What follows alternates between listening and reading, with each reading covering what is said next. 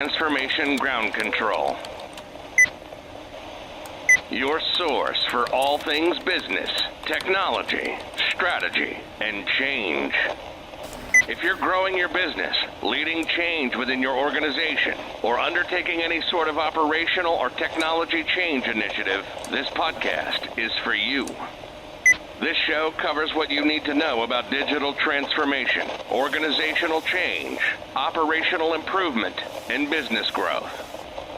5, 4, 3, 2, 1. And now, here's your host, Eric Kimberling.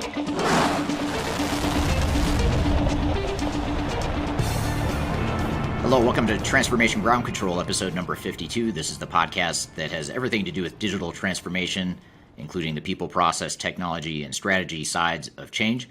My name is Eric Kimberling. I'm here with Kyler Cheatham. Kyler, welcome back to the show. Thank you for having me. So, exciting episode today. Before we jump into the agenda for today, just a reminder that new episodes come out every Wednesday.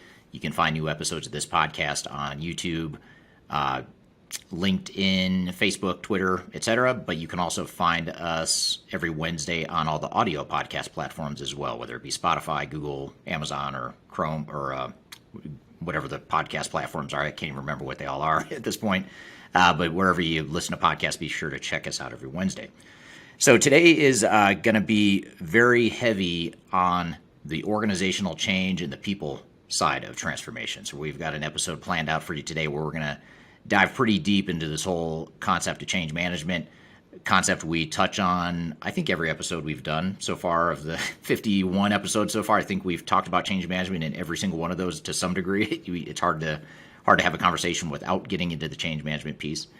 But today we'll be even more so focused on change management. We're going to start off talking about some of the hot topics related to culture and organizational change management. We'll kind of run through some of the trends in the market and hot topics relevant to today's day and age in digital transformation. And then later on the show, we're going to have a repeat guest, someone who we had, I think over the summer, we had Jed Hafer from a company called Mission Peace.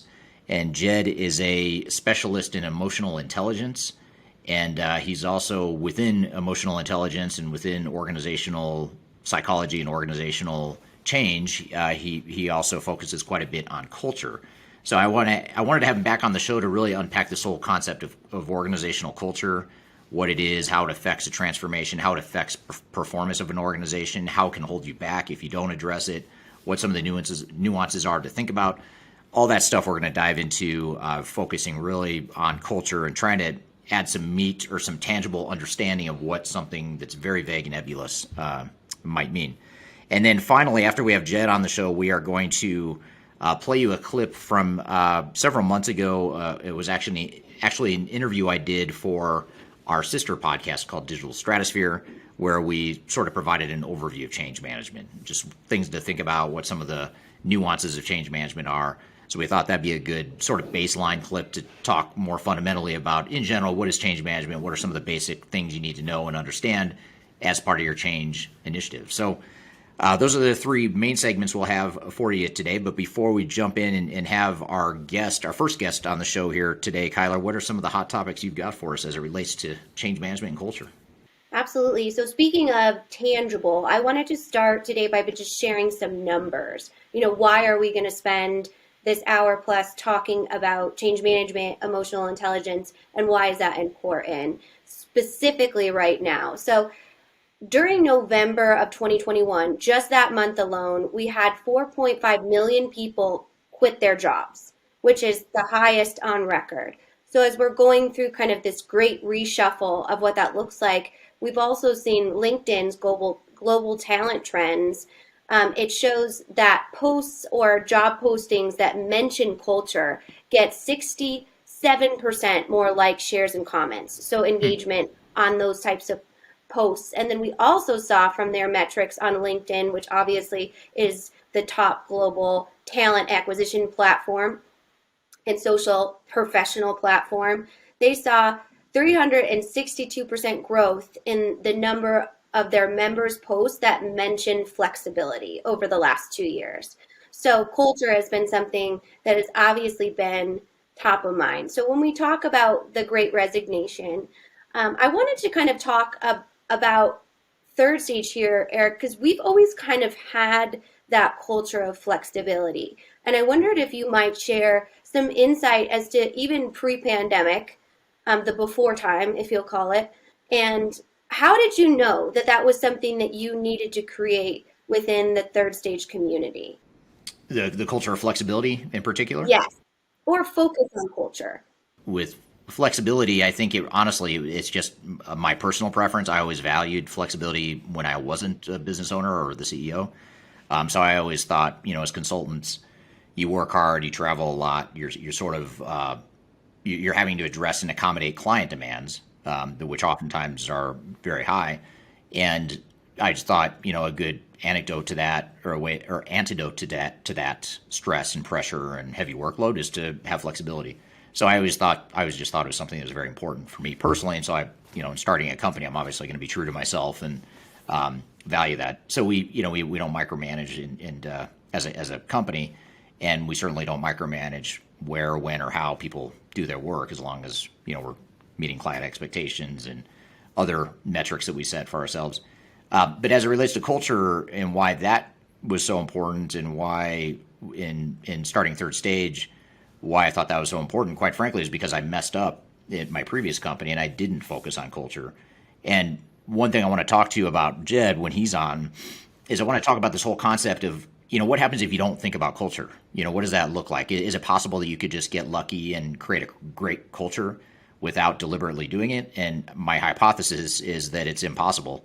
But I want to kind of hear his thoughts on that, because having done it myself, I thought if I just, I have my own personality, and I figure if I hire the right people or hire some smart people, and my personality is just going to sort of magically spread to others, and we're all going to come together and be singing Kumbaya and have a very healthy culture.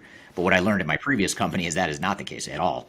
If you don't deliberately set out to define what you want that culture to be, and you don't consistently reinforce that culture and pivot and adjust wherever you need to, then it's gonna slide downward, and unfortunately, gravity is going to pull you down over time. So anyway, that's been my finding is that by messing it up and seeing the negative consequences and what a toxic environment that creates by not focusing on culture and then having the culture just sort of happen to you, that's a very negative thing.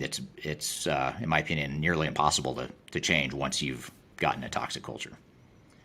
Absolutely. And I think, that just showcases that failure a lot of times has such a negative connotation, but we can learn really positive and actionable lessons from, previous mistakes we had. And that is part of the human experience that, you and Jed talk about a little bit. I also wanted to reference just a few huge industry titans, specifically in the tech world, that really have embraced this because they've seen how it affects their overall, not only talent acquisition and their retention, but also their ROI. So IBM is a great example of this. They started a work from home pledge, and it encourages things like family sensitivity, not camera ready times.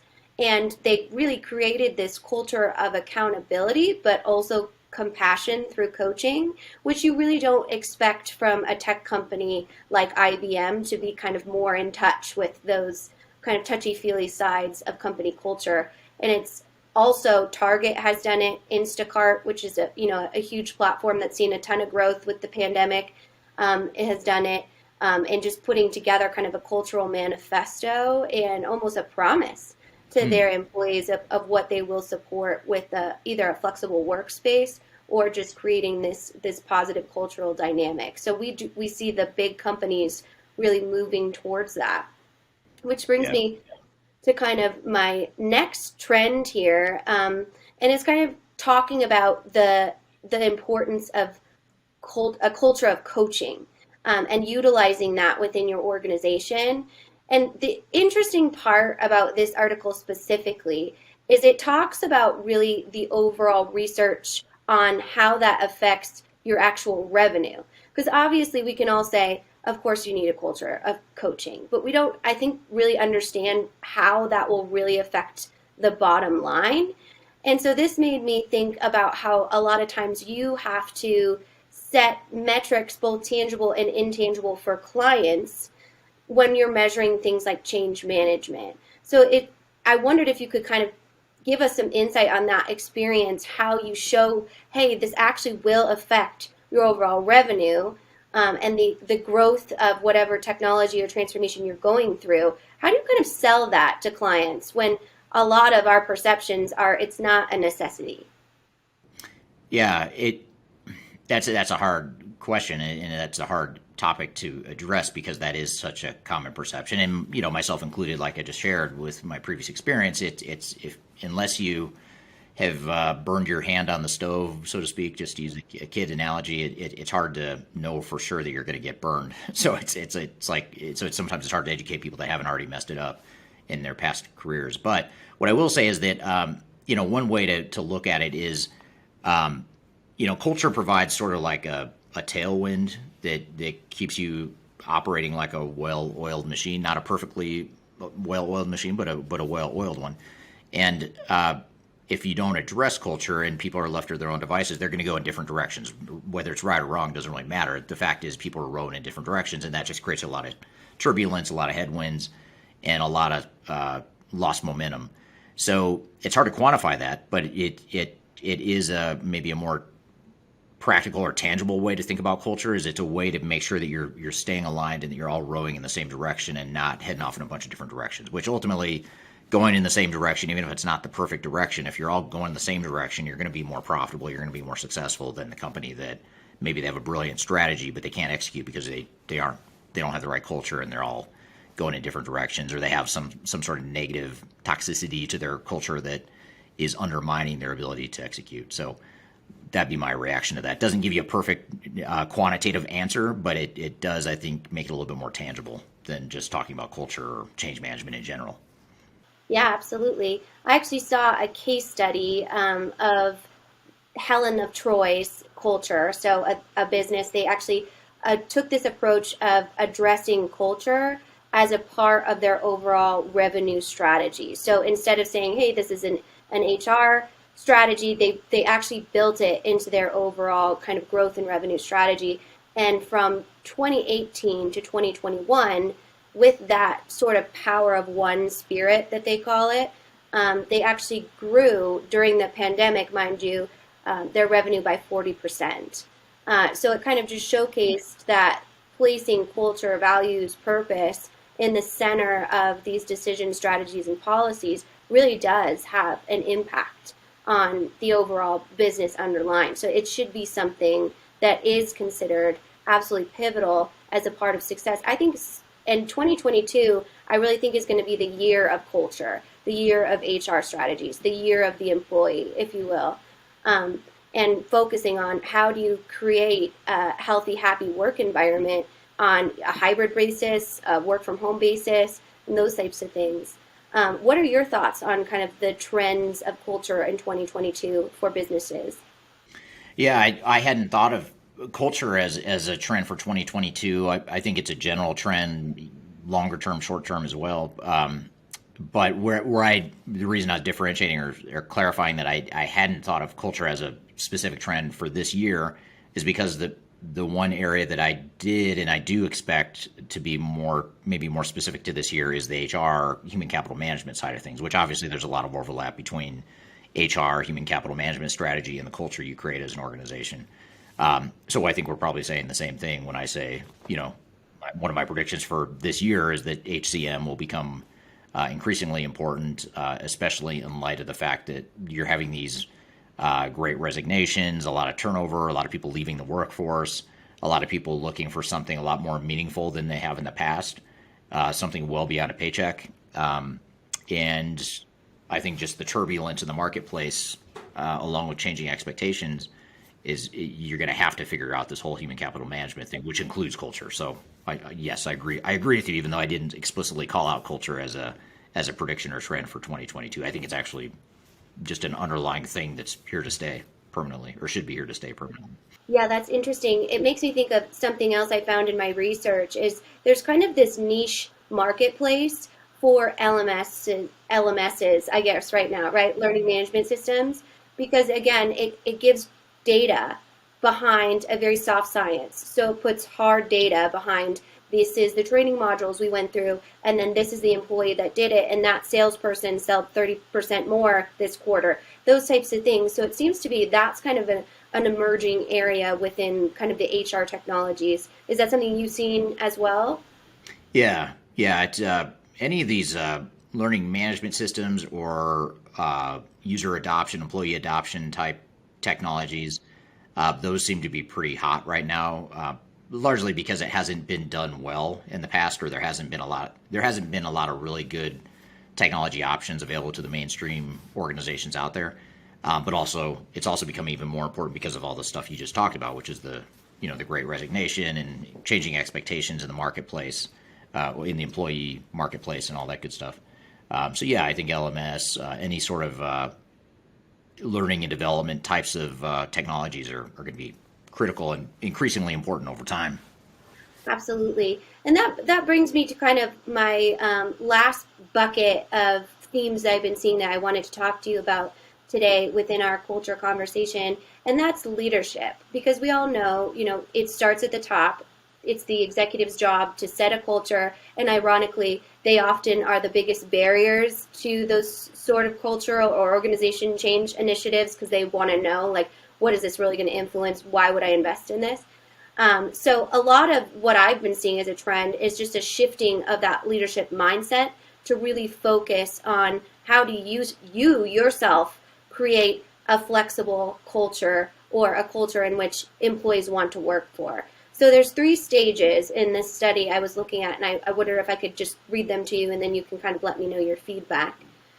So stage 1 is understanding yourself through cognitive self-awareness. So they really say that unless you know your leadership style, what triggers you, what you're going to showcase by kind of leading with example, there's no way you can pass that down to the team.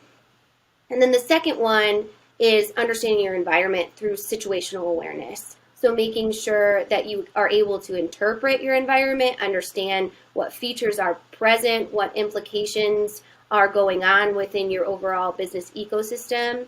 They gave an example for this one, which I kind of want to share because it's kind of gray area to me. A leader of a multinational fast-moving consumer goods company found that she was struggling with several complex problems that would benefit from a wider viewpoint. After getting kind of a 360 feedback, she learned that she needed to listen more, and all she was doing was speaking in meetings through that kind of 2-way situational awareness and that feedback loop. So that's kind of what they mean there. And then stage 3 would be broaden your range. So basically practicing micro behaviors that will help you kind of increase your range of leadership. So maybe you are someone that speaks a lot in meetings just because that's your communication style, is creating a micro behavior that when you go into a meeting, you're intentional about your listening style, that you make a note that you're not going to say anything unless you have a question or something like that. So they talk about that to grow your emotional intelligence and overall your ability to be a whole healthy leader. What are some of your reactions? Would you add some? Would you take some away? Or what does that look like from your point of view? Yeah, I like those that you just mentioned. I hadn't heard those specific 3 to 4 stages of that in the past, but it makes sense now that you hear me say that. I think the one thing I'd add, or maybe just a nuance to add in there, is that if you look at your culture, you have to look at the potential downside of the culture you're aspiring to. For example, if I'm trying to create a culture of flexibility, to use your example from a minute ago, it's not enough for me to set that as sort of the tone and to say I'm going to create a culture of flexibility. It's not easy to do, but let's just say I can do it fairly easily and fairly straightforward. I can walk the talk. I can reinforce through my own behaviors and the way people are managed, ensure that we have flexibility. If we leave just flexibility alone and unchecked, it's not going to be sustainable, because what will happen is if we don't add something to sort of counterbalance the potential dark side of flexibility, then the flexibility cultural mindset's going to eventually disappear, And the reason for that is because there's no way that just with flexibility, and I'm totally oversimplifying this example, I'll fully admit it. But if all I do is say I'm going to focus on a culture of flexibility, but I don't add a element of accountability to what is expected, yes, you can work when and where and how you want, but here's what we expect you to do, or here are the outputs or the outcomes we expect. Without that second part, the flexibility culture isn't going to stick, because what will end up happening is, because we haven't set clear expectations, yes, we have flexibility, but we also have poor accountability. And someone at some point in our journey of cultural evolution is going to have to counterbalance that by coming in over the top and saying, okay, well, we're going to have to get rid of the flexibility then, because we can't get the accountability we want. So we're going to make everyone come to the office 8 to 5, and we're going to micromanage them and blah, blah, blah. It's not the right answer, but I'm just giving an example of what happens when you don't think about how do we have to counteract or counterbalance the potential dark side of that cultural nuance we're trying to create. So that's the one thing I'd add, is just in addition to everything else you said, which I think it supports everything you said, which is you have to be aware, first of all, back to one of your points about awareness and situational awareness. You have to sort of anticipate that, if I do this, there's a potential dark side over here that I would need to balance to make sure that I get it right, where the overall culture I'm trying to create. Absolutely. I think that's a great point and an important balance to establish, especially for leadership, and really understanding and being intentional about how you're going to do that as a team, I think is really important. So one burning question I had for you during this kind of overall top line research of culture in our trends for 2022. Sure. I wondered if there's this obviously call for flexibility within the workplace, and kind of an employee focused strategy or overall movement, I guess is a better word.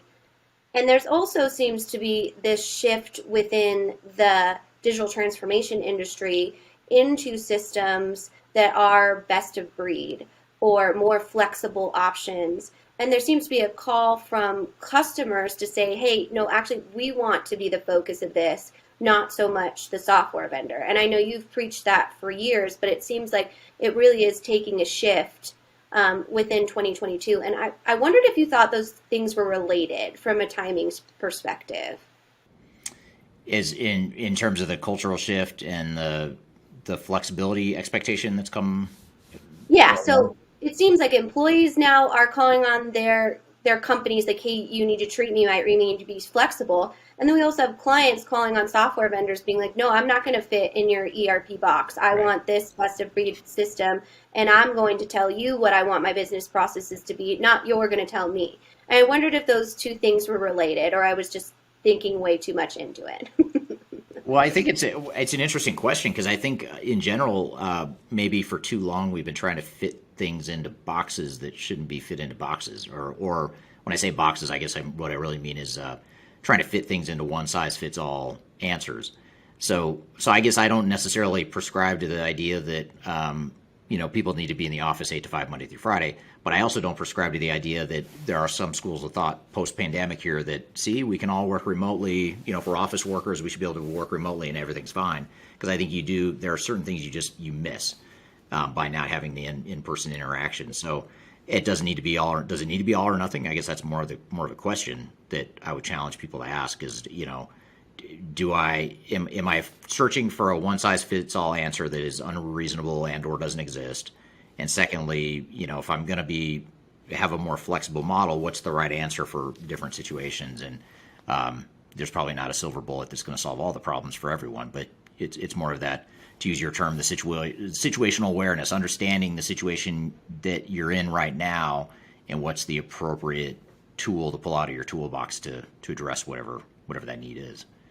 But I do think in general flexibility is key. I think that's definitely where the digital transformation space had already been moving, and it's just accelerated that now with the pandemic. You see it in the workforce. The workforce is demanding more flexibility.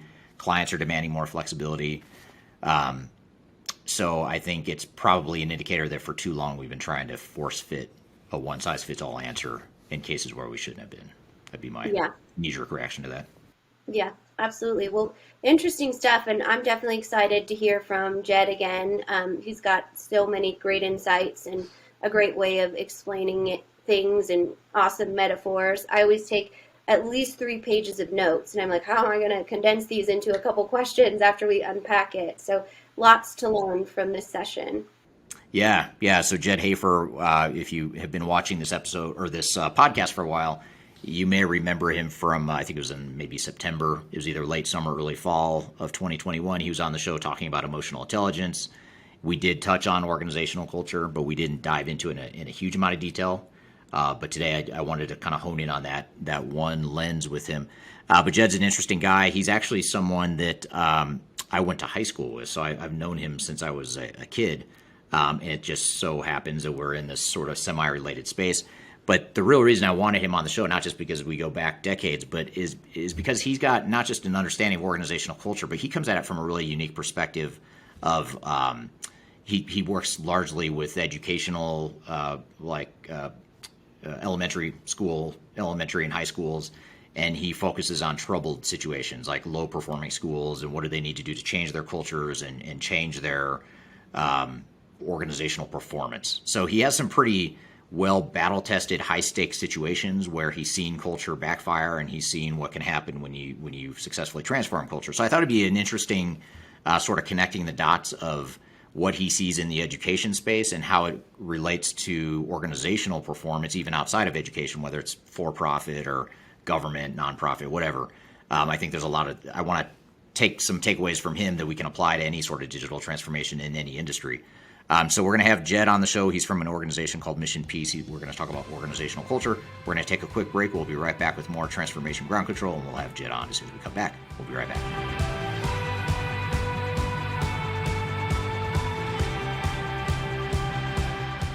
So for all you listeners of Transformation Ground Control, I wanted to remind you of a premier annual event that we host every year.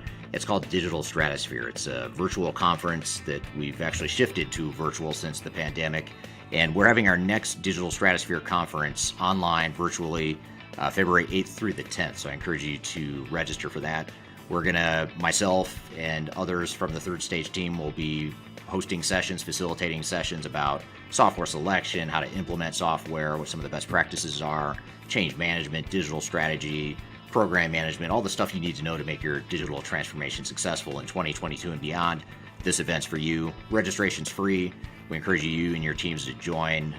If you're not able to join us live, which we hope you will, but if you can't join us live, we'll also we'll make the recordings available to you. So be sure to register either way. Even if you can't join all of the sessions live, you'll at least get access to the library of recordings. So I encourage you to check that out. There's a link below in this podcast, wherever you're listening or watching. There's a link below to register. And you can also just go to our website at Third Stage, and it's spelled THIRD, stage-consulting.com. At the top of the page, you'll see an icon for registering for Digital Stratosphere. So be sure to check it out. Digital Stratosphere, February 8th through 10th. Hope to see you there.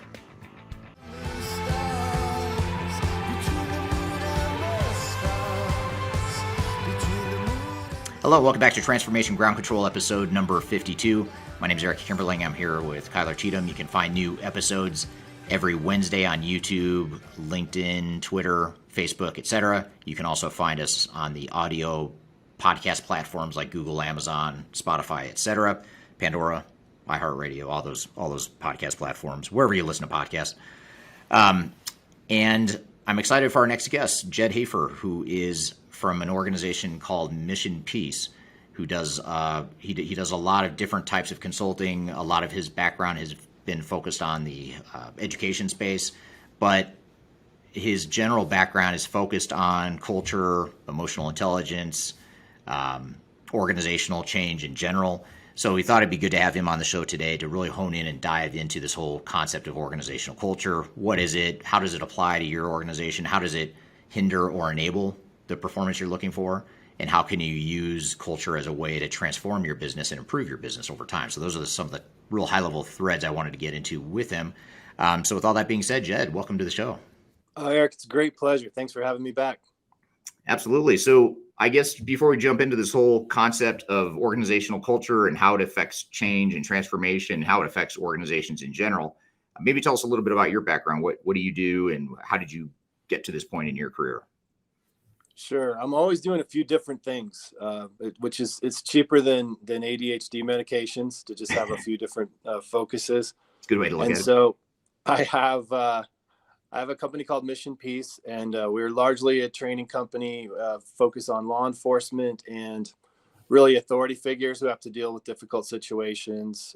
So we've done security teams and just about any group of people who might have to deal with angry and possibly aggressive people.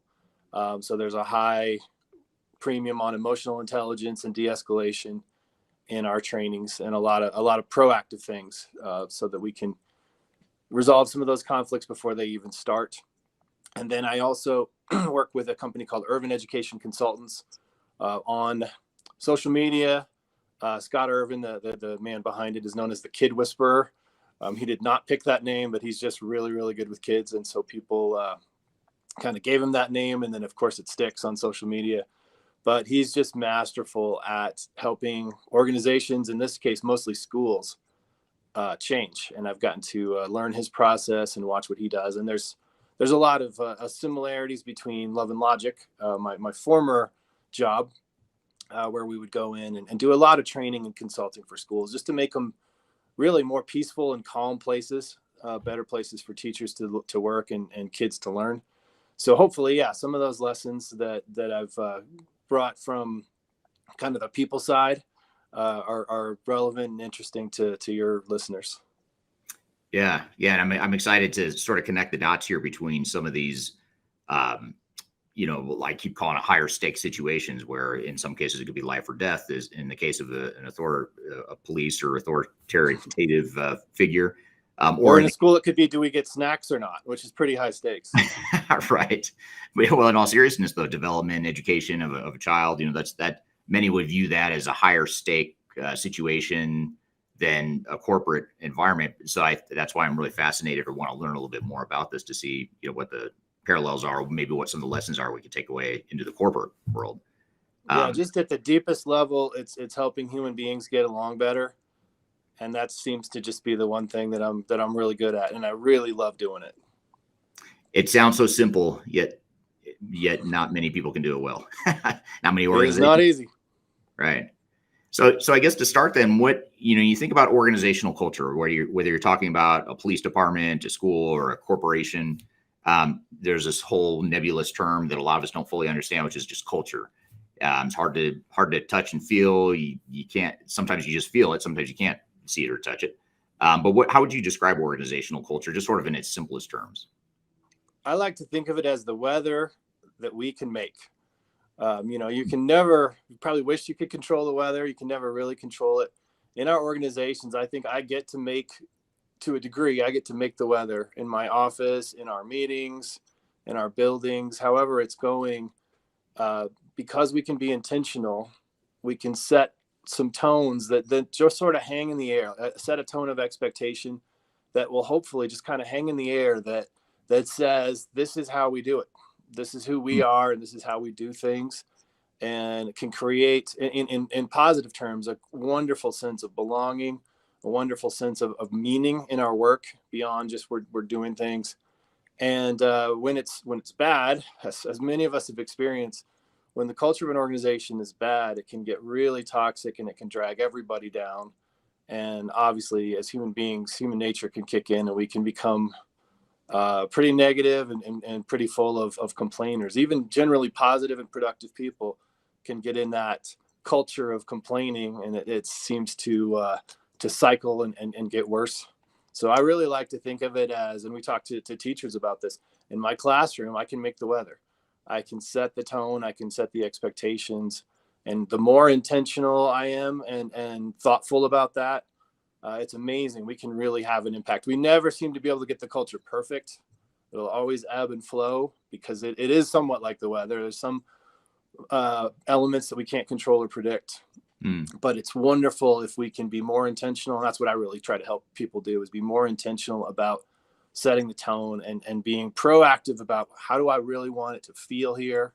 How do I want, if a new person came in, how would they view this organization? Pretty quickly, we make those judgments. We look around and say, oh, I can tell what kind of an organization this is.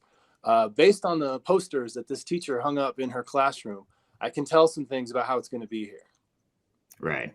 Yeah, that's super interesting. I never thought of culture in that exact way of just the weather that you create. So it sort of is something you can feel and in some cases touch depending on the weather. But it sort of sets the context and the tone. It doesn't necessarily dictate or determine day to day outcomes. Maybe not at that granular level, but the overall mood and feel and environment, whether you're gonna have a good day or a bad day, that sort of thing. That's a good way to frame it. Yes, and as leaders, we have a little more control over those things than it will sometimes seem. Again, because of intentionality, people will get sick of hearing me say that word today, but it pulls us to greatness. Right. Intentionality, even in a de-escalation situation, if we're talking about a really angry person, a person who's trying to calm that person down, intentionality can win the day. There's even some science behind it. Our brains have these wonderful neurons called mirror neurons. And what they basically do is say, what's everybody else doing? And we make sure that we relatively match up. If you've ever had this in a meeting where somebody yawns and then other people start yawning, Yeah. that's mirror neurons. Or it could be that I was talking is the other possibility. All right. But mirror neurons cause our brains to say, okay, I need to kind of match what everyone else is doing. It's the same reason if you're talking really loud at a party and all of a sudden it gets quiet and you're the only one, and that feeling of embarrassment. Mirror neurons. So we use those in this case to our advantage. The intentional person can cause the person to pace where they're at. Unlike, I think last time I was on, we talked about the Jerry Springer effect, where people get louder and louder and less Right. and less in control. This goes the other way. The intentional person can bring that other person down. And it's not just about anger or escalation. Mirror neurons work in any group environment.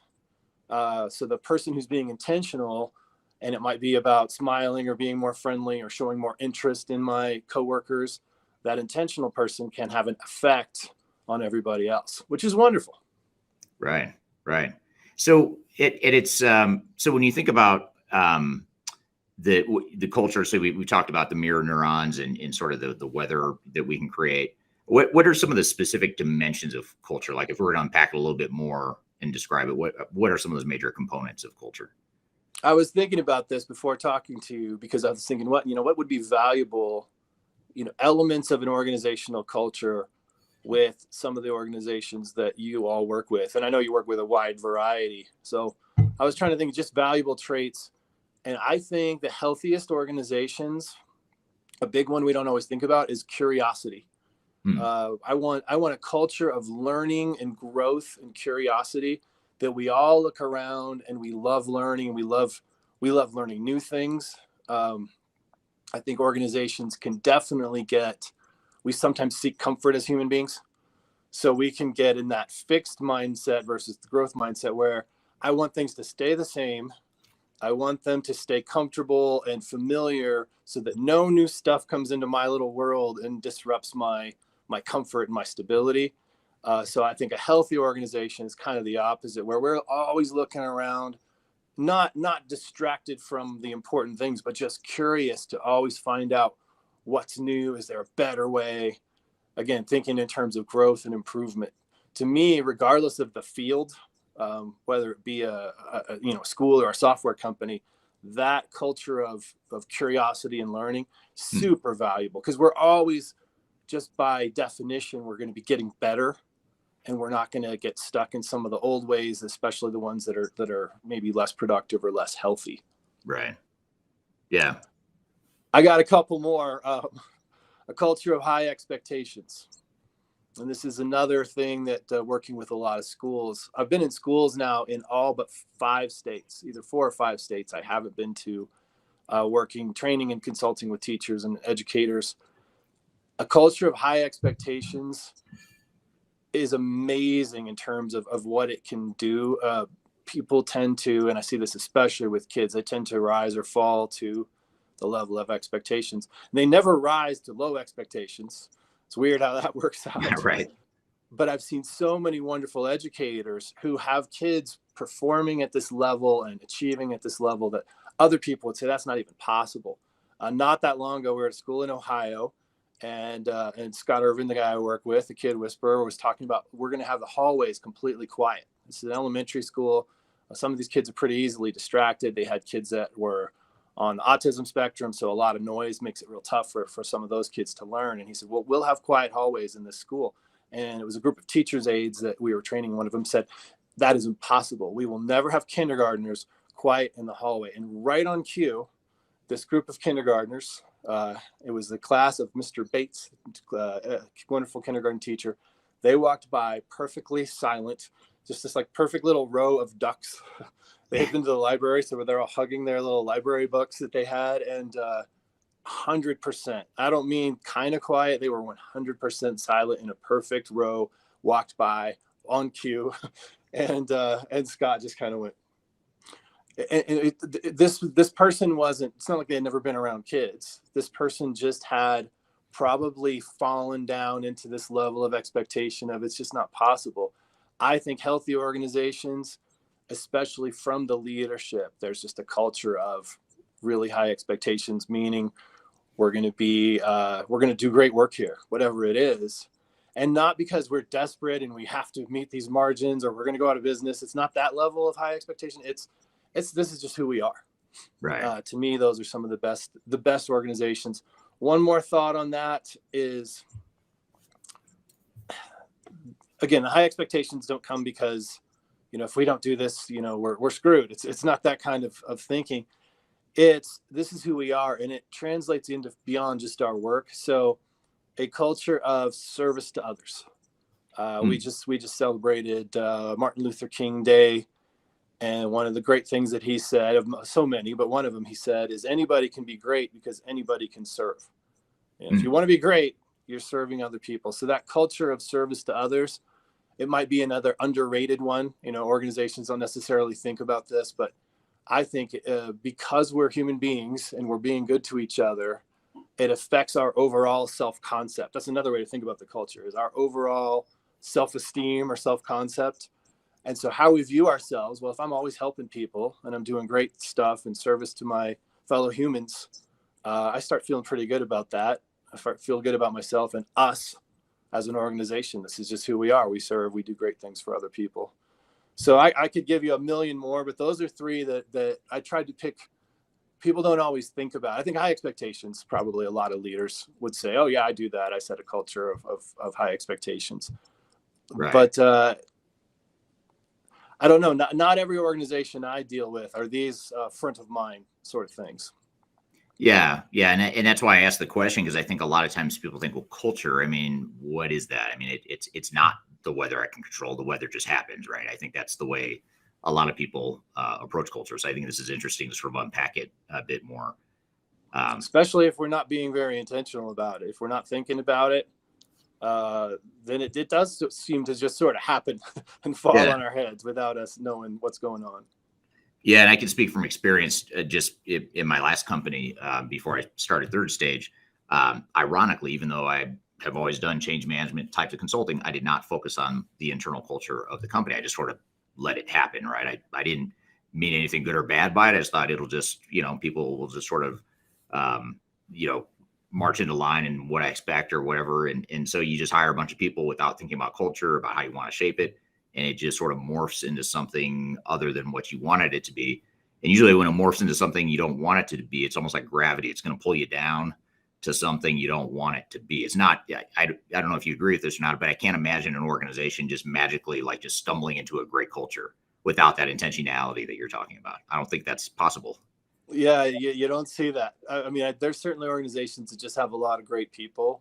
Yeah. And so the culture isn't something they have to work as hard on. But because we're always going to be human beings and we're all flawed and have our issues, some of us, I have more issues than National Geographic myself. Yeah, like you said, if I'm not working on it, it's probably going to slide. Just like a lot of our habits, just as interpersonal habits. If I'm not being intentional and working on those things, they're going to slide down and not in a good direction. Gravity, it is. That's a good analogy, because it's going to pull you down if you're not working on it. Yeah, absolutely. All right, good stuff. Thanks, Jed. We're going to take a quick break. When we come back, we're going to continue the conversation when we return with more Transformation Ground Control. We'll be right back.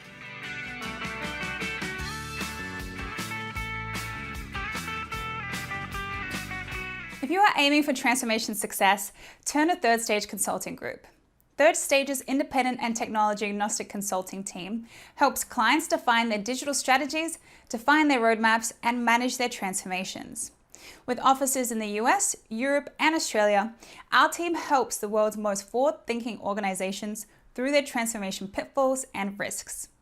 If you are embarking on a digital transformation or business change initiative, contact Third Stage Consulting to see how we can help you reach the third stage of transformation success. Learn more about us and download independent reports, videos, and other best practices at thirdstage-consulting.com.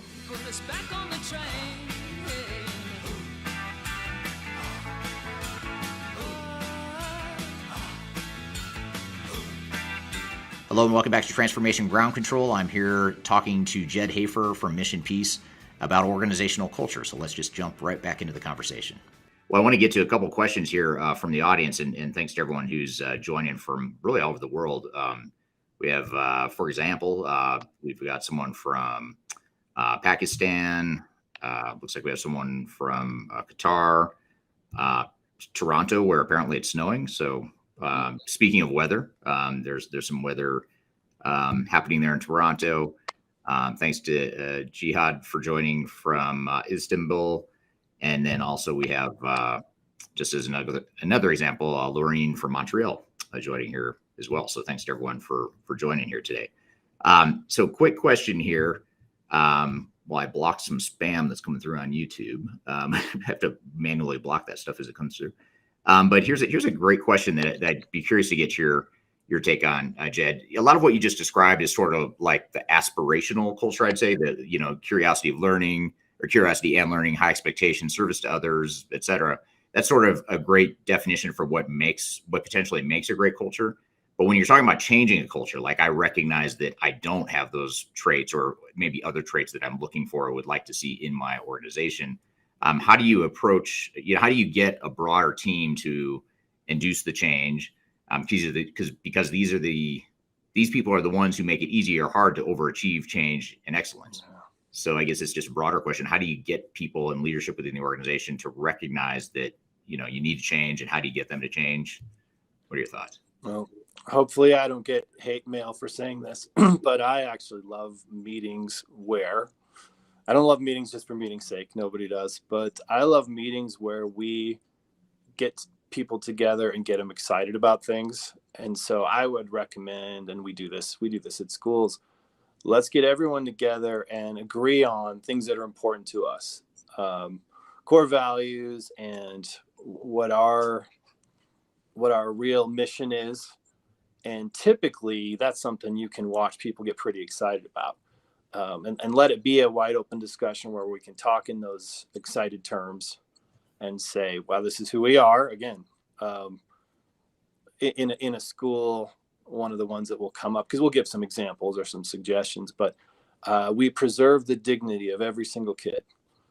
And any good educator is going to get fired up about that as a core value, because they're like, yes, and they've seen those instances where we didn't preserve the dignity of the kid, and it's not good. So that's one thing I really recommend, is some kind of exercise. I mean, a lot of this is modeled from the leaders, but in that exercise, hopefully it's not just the leaders sort of signing on and saying, this is who we are. We haven't done this before, but we're going to do some service things. We're going to go out and find people that we can do something for, maybe some people in need, and has nothing to do with our product, but we're going to just do it because that's who we are. We're people who care about others. And so, kind of this mixture of leading by example and modeling, but also bringing people in. And we will literally a lot of times have everyone physically signs this document and says, this is what we agree to. And for those who are leaders listening, the good news is we can use that later. And I so much rather use this to hold somebody accountable. All right. So in a school, you were screaming at that kid. Can you tell me, we all agreed we're going to preserve the dignity of our students. Can you tell me how screaming at that kid was preserving the dignity? And it just, as human beings, we don't want to be incongruent with our values. Right. And so that's, to me, such a better way to hold somebody accountable to the values that they agreed to versus I caught you breaking this rule and there's this check mark or whatever. I don't like to be held accountable that way. But when someone who I respect says, hey, does that line up with what you really believe and what your values are? It's pretty convicting. And so I think it has a twofold benefit. We get everyone excited up front saying this is who we are. And then later, if you want to me, it's just a more effective way of doing it. I realize we have to formalize it in some cases, but to be able to say, I'm going to use this value as the tool to hold you accountable rather than the rule. Right. And again, I'm not against rules, but I think for me, that's just more effective. I'd much rather be challenged that way than, I may or may not think the rule has a really good reason to exist. Right. But if I physically signed a piece of paper that says, this is a value, this is what I believe, pretty hard for me to not feel some at least self-accountability there. Right.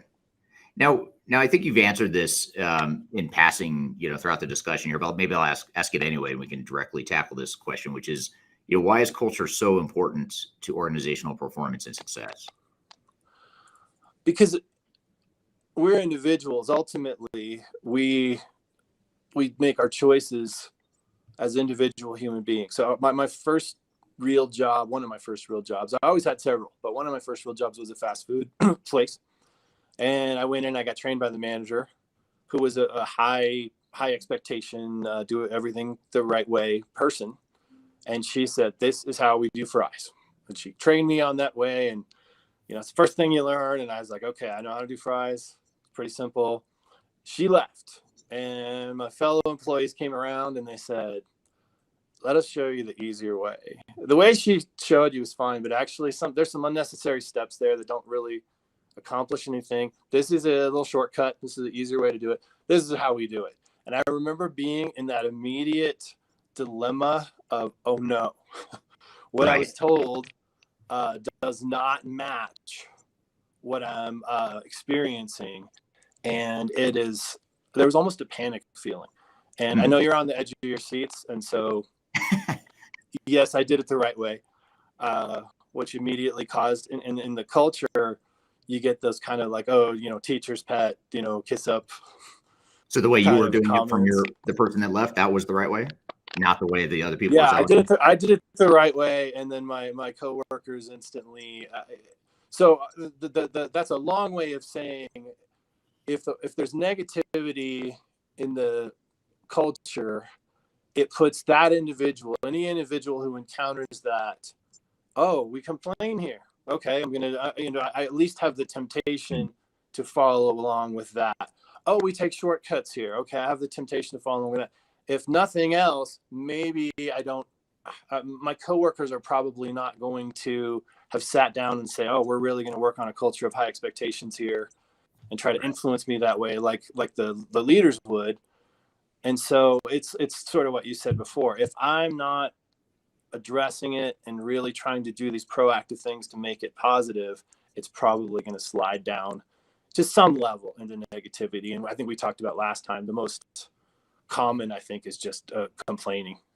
We're all much beset and put upon and oppressed and victimized. Oh, it's so hard.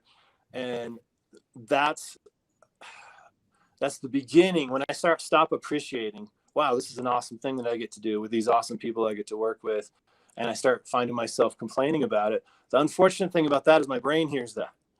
And my brain hears this sort of unquestioned, because as much as we can filter out other things, it's hard to filter out our own voice. This is why things like affirmations work, right? So I hear my own voice joining in this chorus of complaining, and pretty soon, oh, this is a terrible place. Negativity can just be so contagious. And I think that's why we have to be on top of this, trying to keep the culture healthy, because it's just like the human body. If I'm not working on keeping my body healthy, some unhealthy stuff is going to start happening. Yeah. And, you're and not then just it can be the death of an organization. Yeah. So speaking of that, do you have examples of that you've seen in your career, or maybe one in particular that stands out, of situations where you saw culture drag the company down? Yeah, I worked for a nonprofit that helped kids that were in trouble for many years, and by definition, I mean, we paid, the pay was terrible, and one of the beliefs was, well, that will filter out anybody who might be here for the wrong reasons, right? If they're here for the money, they're not gonna stay. Go do something that's much easier that also pays better, because it was a hard job and it also paid poorly. Right. So we tended to get really good people with great hearts, or we'd get kind of the other end of the spectrum. They're here because they couldn't get any other job, or they're desperate, or some other, less positive motivator that brought them in. And so that culture was always a tug of war between the true believer, I would do anything to help these kids, and I really believe in their success, super positive people on one side, and pretty negative, pretty toxic people on the other side. And I could sometimes watch it. It was almost like watching a tug of war. And unfortunately, yeah, there were times, always ebbed and flowed. Never was perfect. Never was so bad that we couldn't take good care of the kids. But I watched it at times be the flag got pulled too far in this bad direction.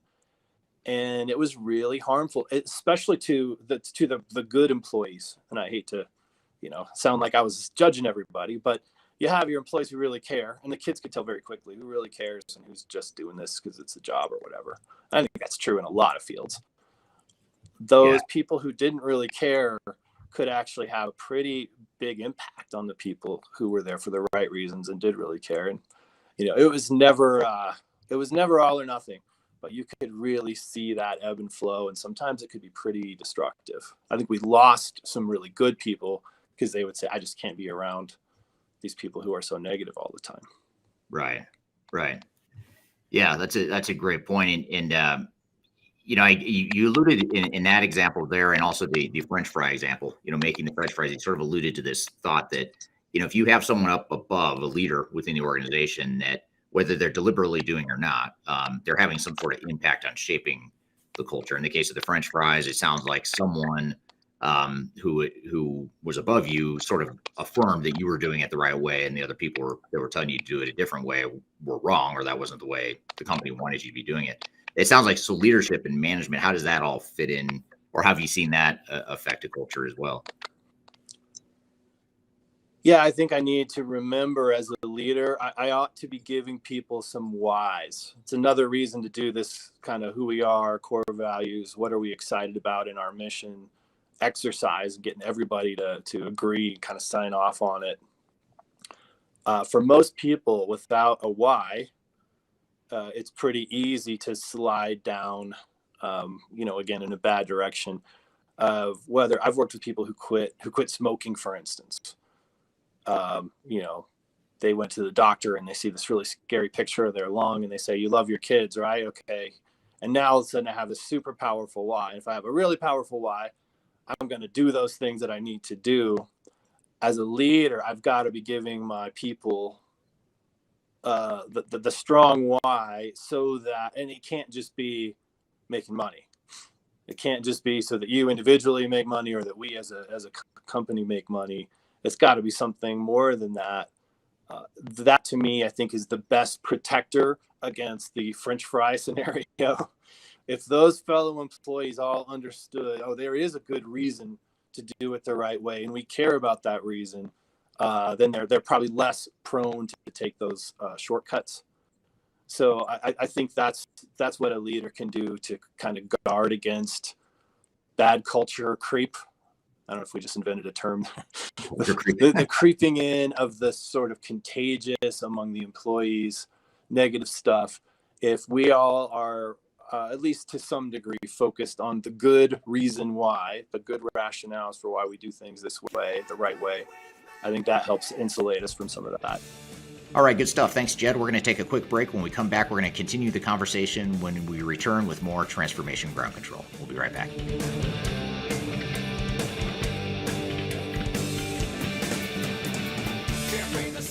So for all you listeners of Transformation Ground Control, I wanted to remind you of a premier annual event that we host every year. It's called Digital Stratosphere. It's a virtual conference that we've actually shifted to virtual since the pandemic. And we're having our next Digital Stratosphere conference online, virtually, February 8th through the 10th. So I encourage you to register for that. Myself and others from the Third Stage team will be hosting sessions, facilitating sessions about software selection, how to implement software, what some of the best practices are, change management, digital strategy, program management, all the stuff you need to know to make your digital transformation successful in 2022 and beyond. This event's for you. Registration's free. We encourage you and your teams to join.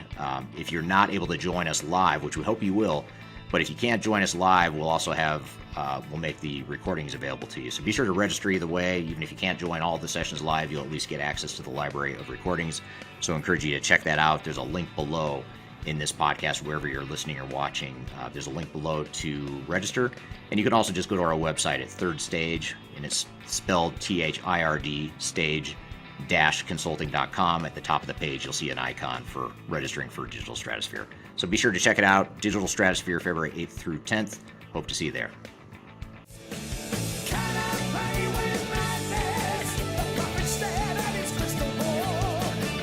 Hello and welcome back to Transformation Ground Control. I'm here talking to Jed Hafer from Mission Peace about organizational culture. So let's just jump right back into the conversation. So in your example of the schools and I'll maybe generalize a little bit more and say, nonprofits or any organization where employees have a higher sense of meaning or purpose, beyond just a paycheck, beyond just a job. Let's assume it's an organization like that, whether it's a school or a nonprofit or whatever. How is it then that you get a bunch of good people that mean well, that have a sense of purpose? How could an organization like that possibly have that what do you call it, culture creep? The culture creep. How could you possibly have that if we all mean well, we're all good intentioned, we're all trying to do the right thing? How could a culture possibly become toxic in that sort of environment? I think it's because we're human beings with free will, and we can get our feelings hurt. I would say in the more positive organizations, and I'd probably make the case that every organization either is or should be, or at least has the potential to be like that what we do, there's a higher calling and a higher purpose to it, even if it just looks like, logistically we're just making these widgets. No, the healthiest and best organizations that I know, they still have a sense of mission, that we're going to add value to people's lives. We're going to improve. We're going to make the world a better place. I don't think that's limited to just, I started in the nonprofit world and then sort of moved into a lot of education organizations. But I've seen companies that you wouldn't necessarily off the top of your head say, that's a super benevolent organization, but then they are. In some cases, they're doing some of the most good in the world, even if it's just generosity. And I know you know this, but because I have seen, again, organizations full of good people, I think the interpersonal conflict, that thin-skinnedness that we can have, or we get our feelings hurt, truly sometimes we're like little kids, and like so-and-so got positive attention for doing that thing, and I'm over here going, what about me? Right. Just again, that we're human beings. I think it's certainly possible. If you could probably see this in a family, absolutely wonderful people, loving people, and they don't talk to each other. Right. They hate each other. They got in a fight at Thanksgiving a few years ago, and they don't talk anymore. Like, how is that even possible? Because they're both the nicest people. Of course, that can happen in an organization. Again, I think the prevention for that is partly just the awareness that we always need to be working on and cognizant of this kind of nebulous in the air thing that is the culture. I'm not necessarily a fan of forced team stuff that causes a lot of people to roll their eyes. And I was one of those eye rollers when bosses said, we're going to do this thing. That said, I think healthy organizations, they're always putting out things that help us just get along with each other and appreciate one another better as human beings. There's another one we could add in: appreciation. Appreciation is often an antidote for that infighting and negativity that can creep in, even between two good people or two good departments. I bet you've seen this.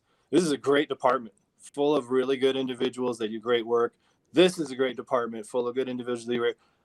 Because of some dynamic, they get at odds and they don't handle that conflict or that disagreement well. I know last time I was on, we talked about kind of modeling as the leader, handling being disagreed with in a real healthy way. That's really good for my people to see. But I think sometimes it's just that little seed of division, and all of a sudden, even really nice people can be at each other's throats. At least in my family, that's the way it goes. That's interesting you say that, because one of the common phenomena we see in any organization, whether it's for-profit, nonprofit, government, public sector, whatever, or education, you see these organizations where they have people that mean well. They want to support the overall vision of the company. They might believe in the change that they're going through as an organization, whether it's a digital transformation or org restructure, whatever the case may be. And so you get this mindset, sort of a false sense of security that this change isn't going to be that difficult. Our team's on board, and they're willing to go through the hard work to make the change. But then you made the point about your feelings getting hurt along the way. And then you start to realize, as a human, you're taking away some of my responsibilities, or you're changing my job, you're somehow disrupting my world, and my feelings are hurt. And now it starts to undermine my commitment or my excitement about this change initiative we're going through. So even in the best intentioned organizations, if you don't mitigate that, that stuff starts to seep to the surface over time. And I think a lot of executives fail to see that in organizations. And if I'm working with that company, I really would try to zero in on what's causing fear and anxiety, because fear and anxiety kind of sends us to the dumber parts of our brain, just like anger does. Right. And of course, if there's change, I'm going to feel some trepidation, some anxiety.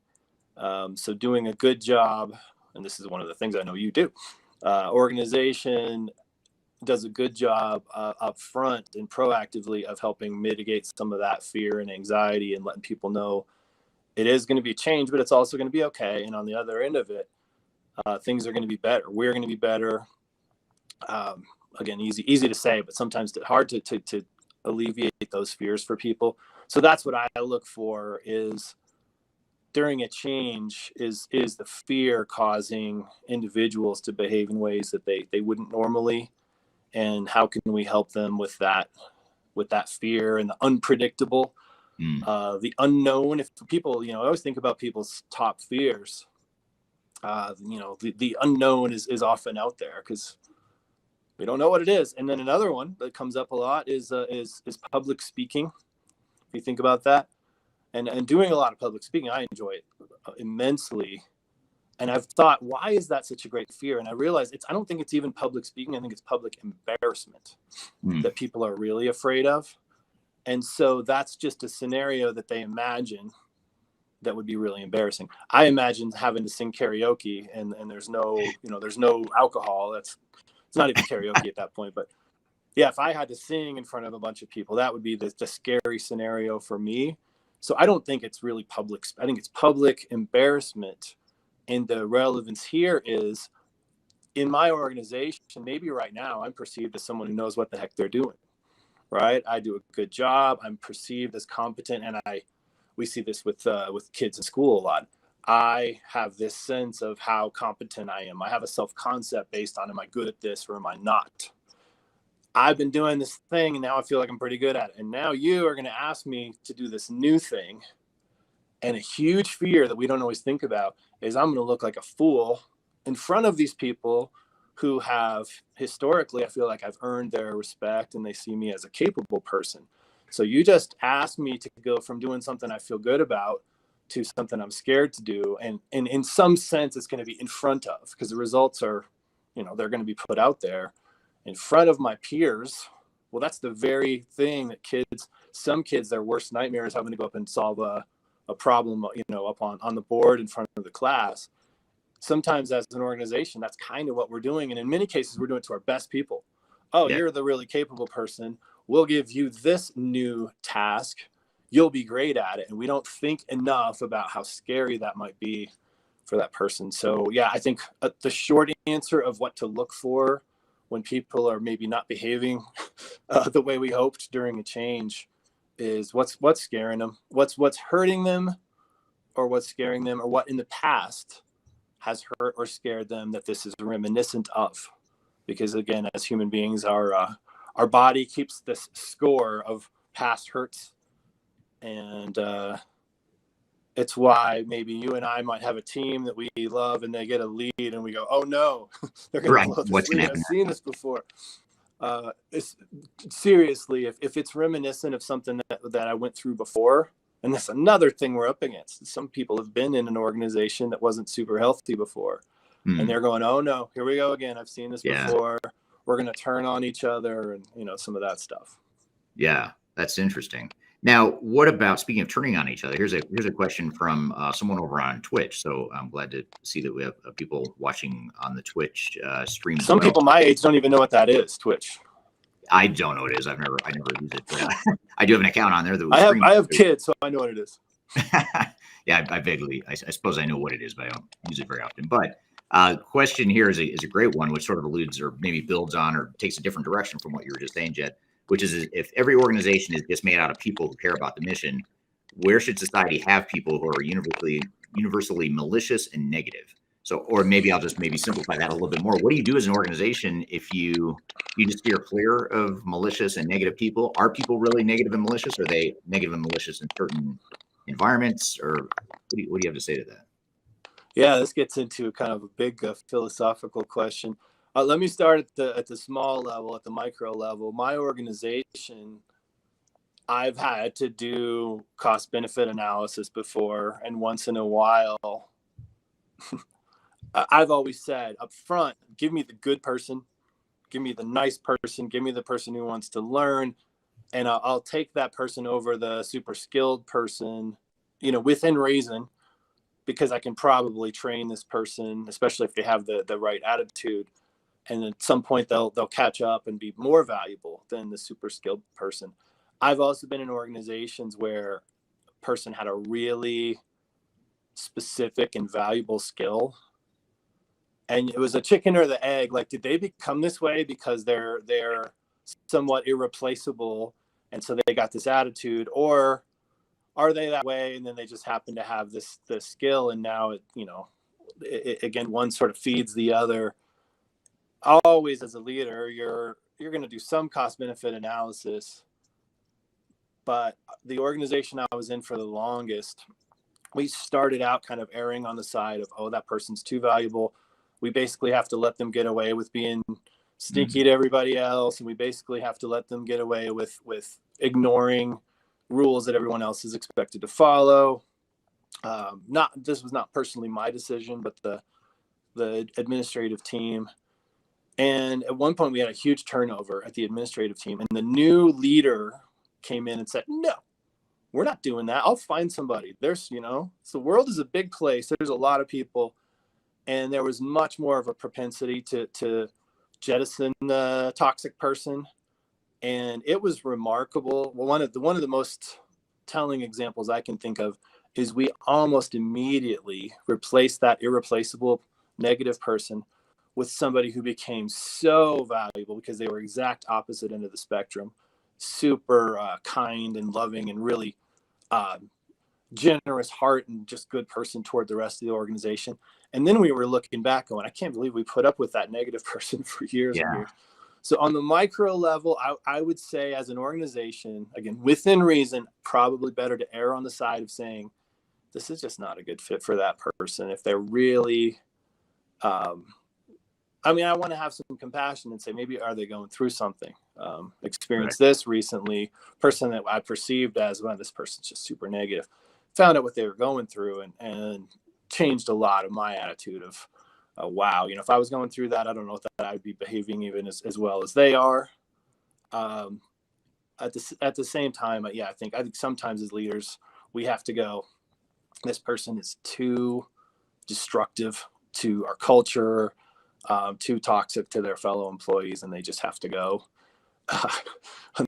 On the broader level of society, I've been working with kids for a really long time, and I'm definitely a hopeful person that people can change. There's good brain research on this now about neuroplasticity. A guy named Dr. Daniel Amen, I'm a big fan of his stuff, has come out with all these brain scans and said, we used to say, oh, you got brain damage, there's nothing we can do, or the brain can't change. He came along and said, I've seen more brain scans than any person in human history, And yeah, there is a such thing as neuroplasticity. The brain can change, people can change. So yeah, I believe in hope, and I believe in people changing. That doesn't mean I'm going to hold on to a person who's dragging my organization down and down and down. We could get into a whole other discussion about prisons. Right. To me, I don't think anybody gets better in prison, but the nice thing about it is they're not hurting anybody else while they're there. And so if I start thinking about, oh, is this making that person better? The answer is often no. But same thing as if we suspend a kid from a school. Well, that kid didn't learn anything while he was suspended from school.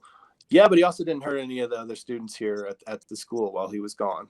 So that's the calculus that we're doing, right? Is it doing more harm for everyone else? And if so, I'd rather, my compassion has to extend to the rest of my people too. And if this person's really, really harmful to the rest of the people, I got to think about them too.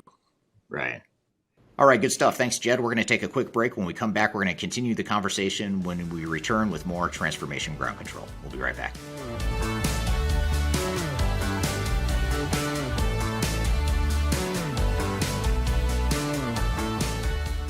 If you are aiming for transformation success, turn to Third Stage Consulting Group. Third Stage's independent and technology agnostic consulting team helps clients define their digital strategies, define their roadmaps, and manage their transformations. With offices in the US, Europe, and Australia, our team helps the world's most forward-thinking organizations through their transformation pitfalls and risks. If you are embarking on a digital transformation or business change initiative, contact Third Stage Consulting to see how we can help you reach the third stage of transformation success. Learn more about us and download independent reports, videos, and other best practices at thirdstageconsulting.com.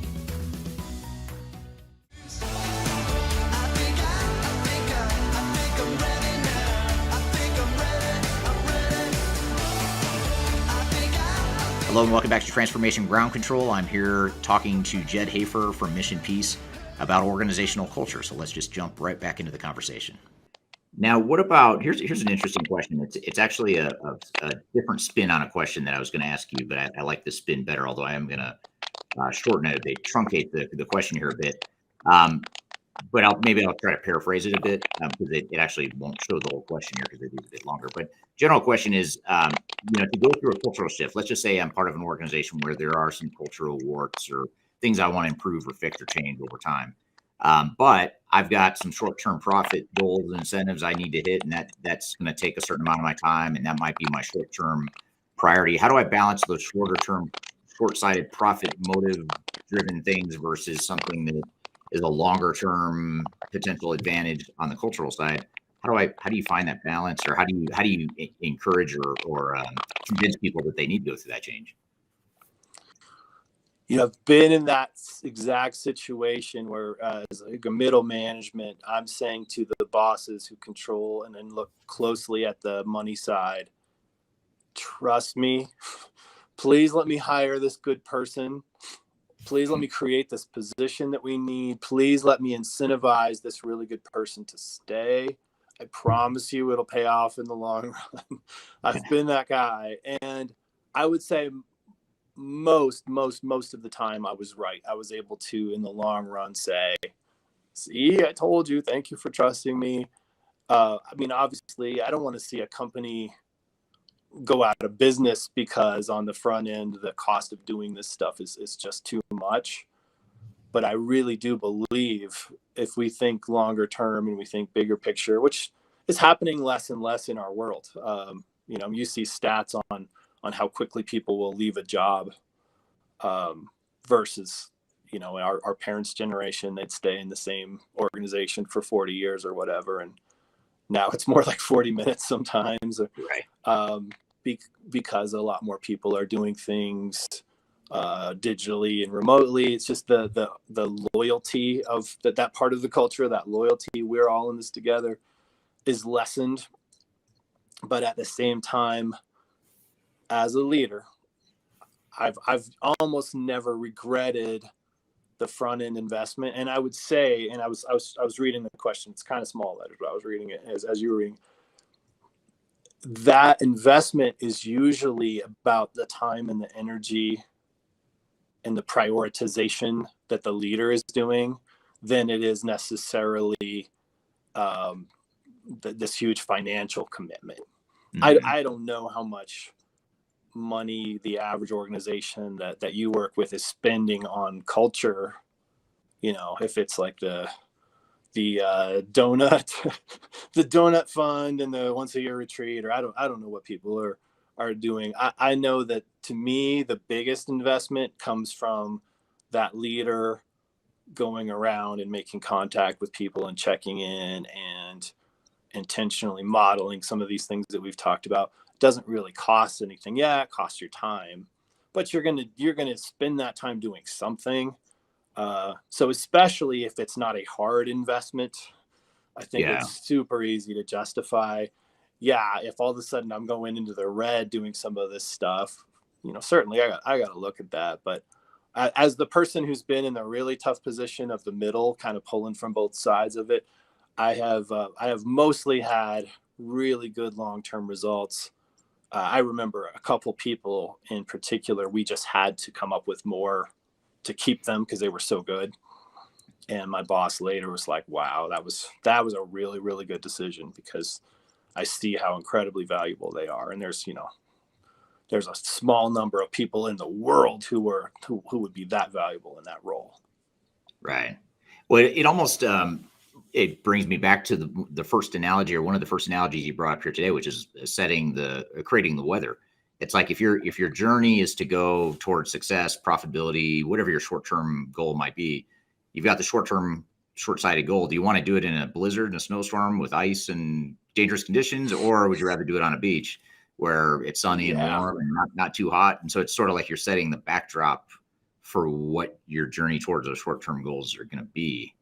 And so it seems like you've got those people who are just sunshine, you gotta take good care of them, and then you should also be one of those people. If you're the person who's charged with keeping the culture positive, that means I sometimes have to remember I like people, but sometimes I have to remind my face that I like people. Right. I need to be that person who's going around and being sunshine. Yeah. So if I have an organization that's not sunshine, but I want it to be, or I want it to be better in whatever those aspirations might be, why is it so hard to change culture? Why don't more organizations do it? Why aren't more organizations successful at it? Why is it so hard? I think sometimes you need an outside perspective at the risk of sounding self-serving and third stage serving. It's okay. I'll let it slide. In the olden days, when they were on ships, they needed to have, some fixed point that they could.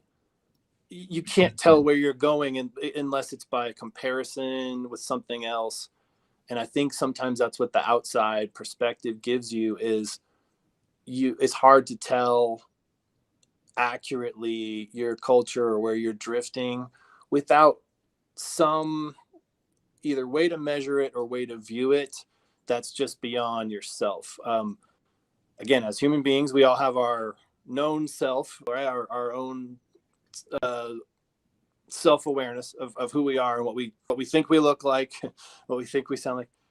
An outside perspective. I mean, this is why coaches think, even Michael Jordan had a coach, and he didn't have a coach for the team, but he also had a personal coach working with him. I just watched a little documentary about Dirk Nowitzki, who was a phenomenal basketball player. His entire career had someone working intensely with him one-on-one, and he could have just said, hey, I'm one of the best in the world, I'm going to do my thing. So having that other perspective, that outside view of how we're doing, I think is super important. That's one of the easy things I'd recommend, is get some perspective that's outside of your organization, because you're never quite accurate with how we're doing, right, if you don't have something outside of your ship that you can use to measure that a little bit. And then I'll go back to intentionality wins the day, and intentionality pulls us to greatness. So if it's my company and I just set this goal, we are going to be this way, and I'm going to bring in and draw in people who also see that as an important goal. The nice thing about mirror neurons is the good stuff is contagious too. Mm-hmm. Those things that we do intentionally, it's pretty neat to see, and I get to see this in schools a lot. This teacher has established this procedure or this habit, and all the kids are doing it. Pretty soon you look down the hall and the other groups of kids are doing it too. And that good stuff being contagious is really fun to watch, and it helps you get momentum. And then you can look back and say, look where we were, look how many great improvements we've made. Right. Well, this is good. So maybe just as a sort of a capstone question to tie this all together, I think you've done a really good job of explaining what culture is and what it means, how to change it, how to be deliberate about it, the intentionality behind it, all that stuff. But what if I get the general concepts, but now I kind of step back and look at my own organization and I'm thinking about culture and I don't really know where to start. Is it a good, I don't even know if maybe I don't have a good understanding. Is it an effective culture, ineffective culture? Do I need to change it? How do I change it? I don't even know I don't know where to start. So what do you recommend to a team or to an organization that might just be now starting to think about culture for the first time? A super easy thing that you can do, and some organizations will have an HR department that has tools for this stuff. Mm-hmm. But if you don't, there are ways to send out anonymous surveys or requests for feedback. And I like an initial round. I mean, both all information can be valuable information. Someone tells you, your feet stink. You're like, okay, that's valuable information. I can do something with that. So the first round is an anonymous round in a sense of we put out a way for people to give us this feedback. We're soliciting it. It's safe. They feel safe in being really honest. There will come around where we want the more specific and we want to know the source and dig into it a little bit more. But I mean, the easiest thing in the world to be, set up, and you probably have 10 different tools that you might recommend, but I'm picturing some kind of a survey that people fill out and we assure them, and it's because it's true. We're just going to get the overall feedback, and it's safe for you to be truthful. Right. That's an easy thing to do. And I'd keep it short but to the important information that you're trying to solicit. Just that step alone, some organizations are surprised in either direction. They're surprised how happy and feeling good about the organization people are, or the other way. And if they knew whose answers were whose, they'd probably be even more surprised. But then that next level of evaluation of our organization, again, something I know that you help companies do. And to me, that is fun stuff. It's not always easy, and sometimes it can be unpleasant, but just like our own, in our own lives, we become more self-aware. We're probably going to have better luck making the changes that we need to make. If I just never look in the mirror or I never do anything to check on how I'm doing, I probably am going to lose sight of some things. It doesn't mean I need to be obsessed. And organizations can do this too. They can go too far the other way and just get absolutely obsessed with feedback. And they're always looking in the mirror so much that they don't do other things as much as they should. But that's a good first step is an honest. And the reason I say start with the anonymous is it gives people, it kind of opens the door to. There's only one reason in the world I would ask that question and let you answer it anonymously. I really do want the answer. Right. So it's a sincere move on the part of the organization. Yeah, absolutely. And I think that you're right that assessing and having that objective view of your culture, the strengths of the weaknesses, and then stepping back and looking at, is that what we intended? Is that what we want? Is that what's best for us to achieve whatever our longer term goals are? And then figuring out, almost like the dials, on a control board, you're sort of tweaking the culture the way you want it in certain dimensions, whether it's a lot of the things you mentioned, the level of curiosity or the level of expectations, accountability, whatever it is. I mean, every culture has their own way of defining it, but you sort of have to define what you are today, what you want to be, and then ultimately how to transition that culture over time. And just understand that you'll never get those dials quite perfect. You'll always be adjusting them. That frustrates some people, but that's the journey of life. We never really quite arrive. That's how I am with my sound system at home. I can never get it exactly how I want, or the song changes and then I have to change it again because it doesn't sound quite right to me. So it's a good way. But you can get it pretty darn good. You can, and I'm thinking about it. I guess that's the key: is if you're thinking about it, you're focused on it, you're consciously aware. I think that intentionality that you talked about early on is super important because it's deliberate. I mean, you are intentionally doing certain things to drive a certain type of culture, or you're not, in which case the gravity that we talked about will sort of suck it down to the worst possible place.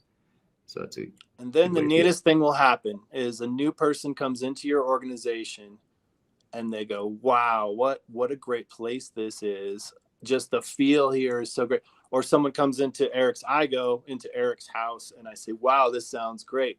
Mine sounds like a tin can. You've really, really worked on this, and this is super impressive.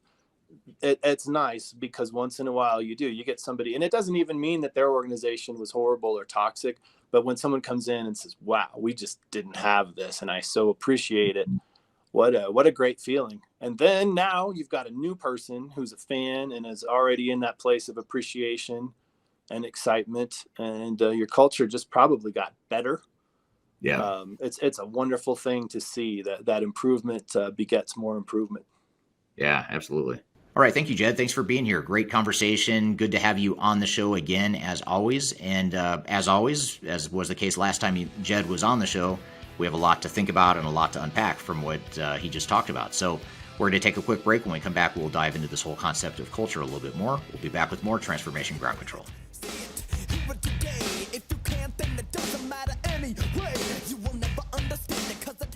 If you are involved in any sort of digital transformation or business change initiative, you will want to download the 2021 Digital Transformation Report. With its comprehensive overview of business and technology trends and best practices, this report is a must-have guide for any transformation project or executive team. Download this free report by visiting Third Stage Consulting at thirdstage-consulting.com. You can also visit our website to learn more about us or download independent reports, videos, and other best practices. Again, visit thirdstage-consulting.com today to learn how to take your transformation to the third stage of success.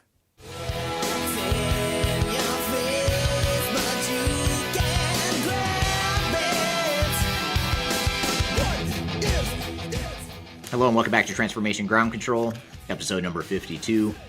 You can find new episodes every Wednesday on YouTube, LinkedIn, and all the audio podcast platforms. Thanks for being here today. So we just had this discussion with Jed right before the break. And Kyler, what were your thoughts? What were some of the takeaways you had from that conversation? Yeah, well, as a mother of two toddlers, I definitely need the kid whisperer. So that is something that is a service that I absolutely need. But in all seriousness, I did kind of activate some of his tactics in my parenting that evening, and we had a very smooth night. I have a 1-year-old and an almost 3-year-old, and so usually if in that period of we're hungry, dinner time, work's over, that type of thing, it can get a little wild in our house. And I really was I went up to him and I'm like, okay guys, we're going to have a great dinner. We're going to all cook together your favorite food, and we're going to have like a very successful night. We're going to read books and we're going to do bedtime. And it went really well. So his example of, setting a positive intention so everybody knows what they're doing. And we know that purpose is important, right? We know that setting an alignment, executive alignment when it comes to digital transformation is important. But I've never really heard it on how important it is to do it with a positive spin and to get people excited about it. So I wanted to ask you, is that kind of part of your process when you go in and help with strategy sessions, is to say like this needs to be messaged in a really positive way. And it needs to, be something that employees are excited and motivated about. Yeah, I'd say yes, but it's yes, you want to be positive and intentionally positive, but you don't want to be overly positive to the point where you're not being realistic. I mean, you do want to be realistic and set expectations wherever they need to be set, and you also need to be positive in a way that speaks to the individuals within your organization. So, in other words, if you come in over the top with this message of how we're going through this transformation and it's going to help our stock price. It's really going to help us maximize shareholder value. Okay, I think we all, no matter who we are in an organization, we kind of know that's the purpose of being in business if we're a for-profit, especially a publicly traded organization. But does that really matter to me at the end of the day as an individual? And so that's a question you have to ask. Maybe it's more important. Maybe for me personally, I'm thinking more about my job, my security, my purpose and meaning in this organization longer term. I don't necessarily get super excited by the fact that I'm going to increase shareholder value. Plus, that's just so high up there in the clouds and nebulous. I don't know how much I actually am. Most people don't have a noticeable direct impact on shareholder value. So I've got to make it needs to be positive, but it needs to be relevant to me. Those are the two things that sort of jump out. But I do have to ask you, have you ever read, we didn't talk about it here at Jed this time, but last time we talked a lot about Love and Logic on the parenting side. Have you read that book, or is that something do you use that style of parenting at all? Well, we've never read that book, though we should. It's interesting. I did a series on digital transformation and parenting with a lot of our stakeholders that we've actually never published because I didn't finish it by the end of the year, but we will at some point.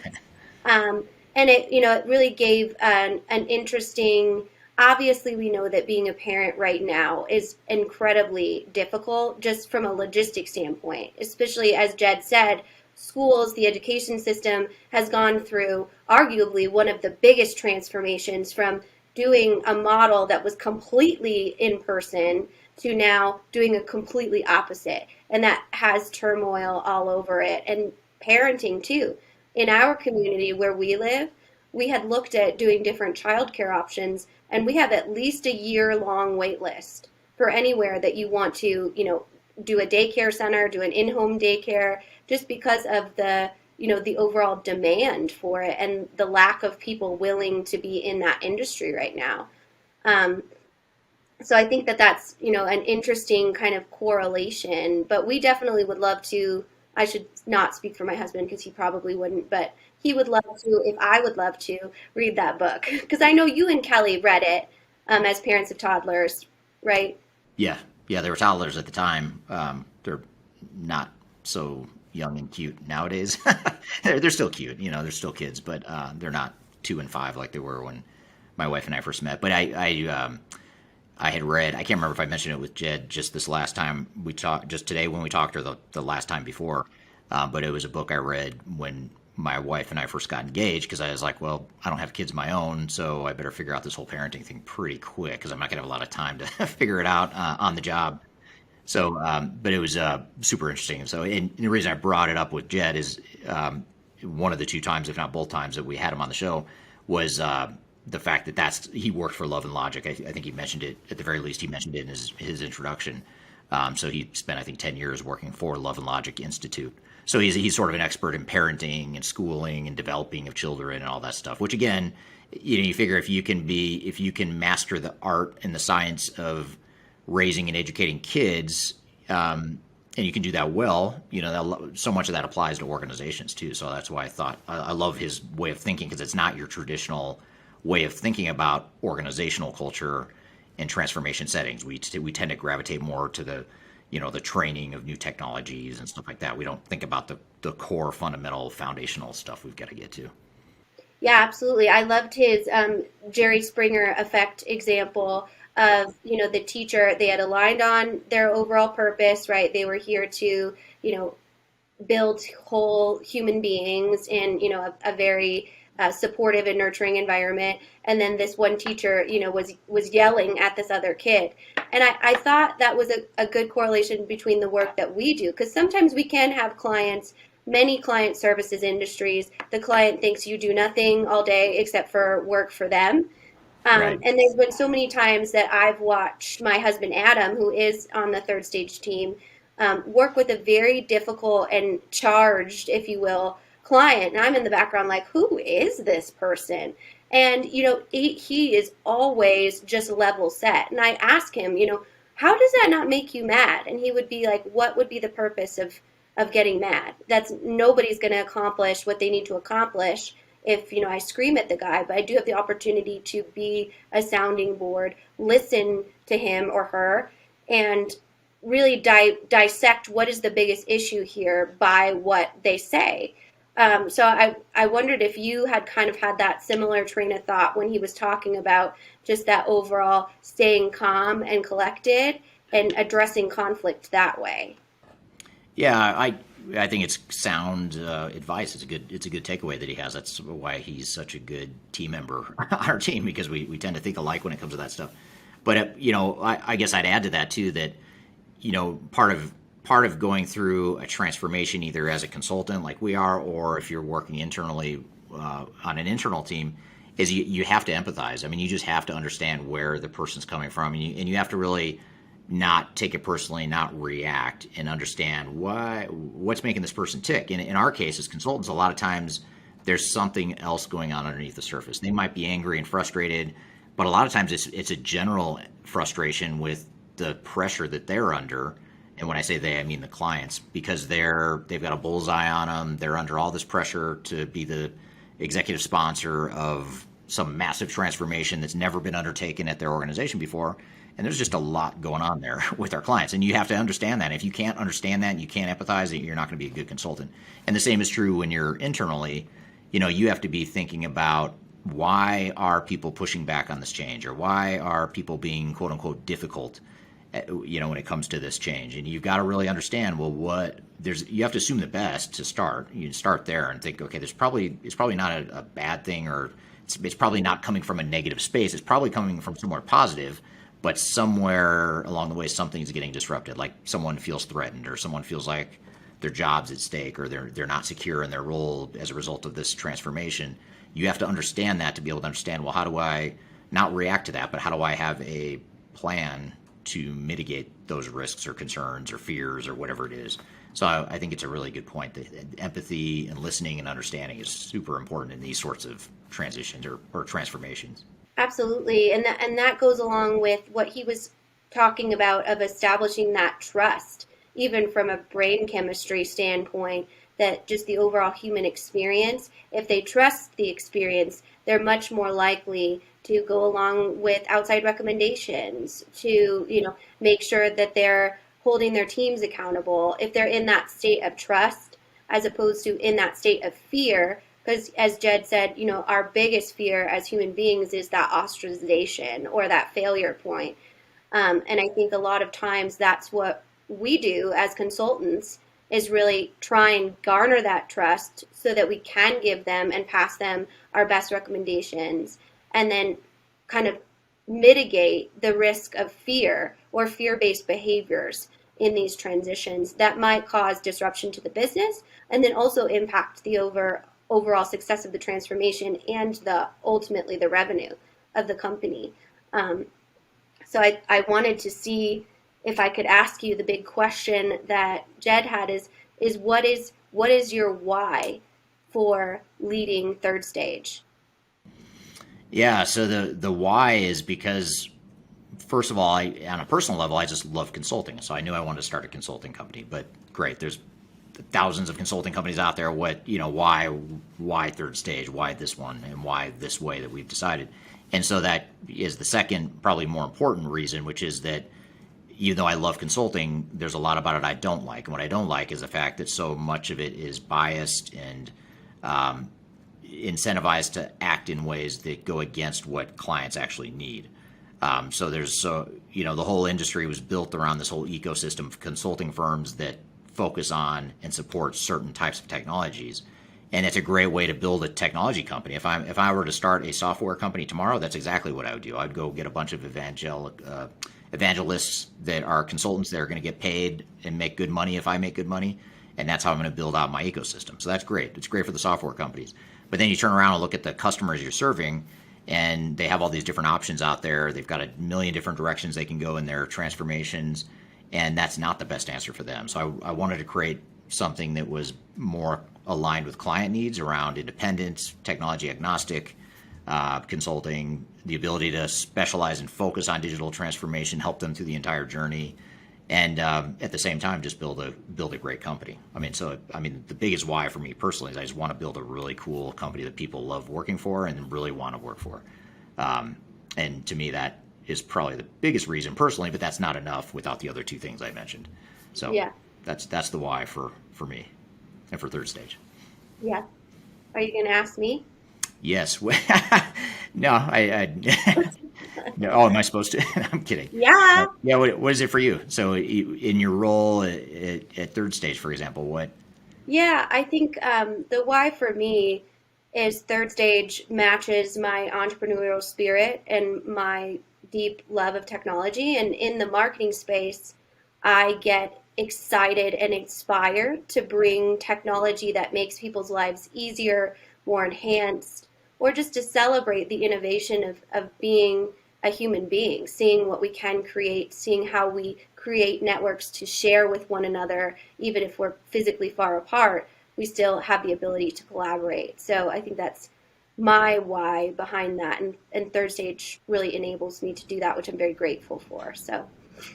Yeah, and being able to have an impact on organizations and throughout the world. I mean, that's a pretty cool, I would think that's, I don't want to speak for you, but that, to me, that seems like a cool part of what you do. Yeah, and they teach me so much about other cultures, our team does, and it's so diverse that, you had no idea that, someone had done so-and-so or was an expert in so-and-so, and there's always someone to learn from, which I definitely appreciate, and keep someone like me that's always kind of reaching for more, really always kind of satisfied with being able to be a constant learner. Yeah. That's definitely a good space for that. That's the beauty of just our industry in general too, is if you're not constantly learning, then you're doing something wrong in this space. You've got everyone's got blind spots, but you've got a especially big blind spot if you're not finding the opportunity to learn, because there's so much to learn in this space. Absolutely. Well, now that we've focused on that appreciation, like Jed told us to. The self-affirmation, I think is a word to use. Kumbaya, if you will. If I'm smart enough, I'm good enough, and gosh darn it, people like me. Yeah, there you go. So the next segment with Sarah, the reason we chose this was because it really gives some baseline for organizational change management.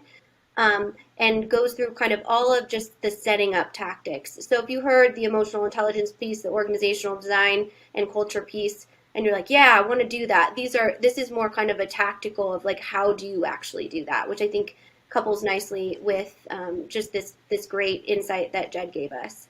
Yeah. So we're just kind of moving our way back up to the bigger picture of change management in general, not just culture, but everything else outside of culture related to change. So why don't we take a quick break, and when we come back, we'll play this clip from Sarah Dokowicz, who hosts some of our sister podcast episodes on the Digital Stratosphere channel. And by the way, if you don't subscribe to that channel, or if you haven't listened to that channel, it's a different podcast, similar faces and voices on that show, but totally a different format. It's more of a short form, 10 to 20 minute episodes, released more frequently, versus this podcast, which tends to be longer form formats. Both very good in my opinion. I like them both, but I'm extremely biased as well. I'll admit that. So anyway, Sarah interviewed me for that podcast, talking about an overview of change management. We thought it'd be a good place to start, or sort of give a high level overview of change management. So we'll take a quick break. When we come back, we'll play that clip. When we come back with more Transformation Ground Control.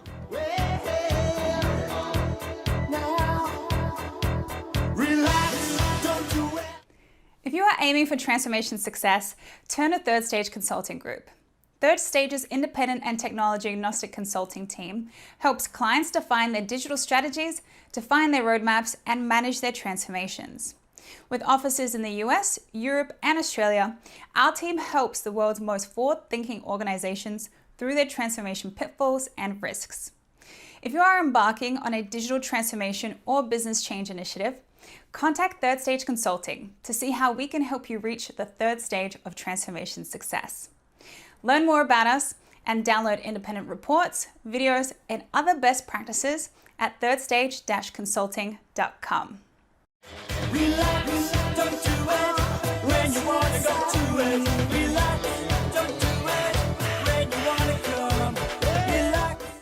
Hello, welcome back to Transformation Ground Control, episode number 52. I'm here with Kyler Cheatham, and this is the episode where we're going deep into change management, culture, organizational dynamics, organizational design, all that stuff.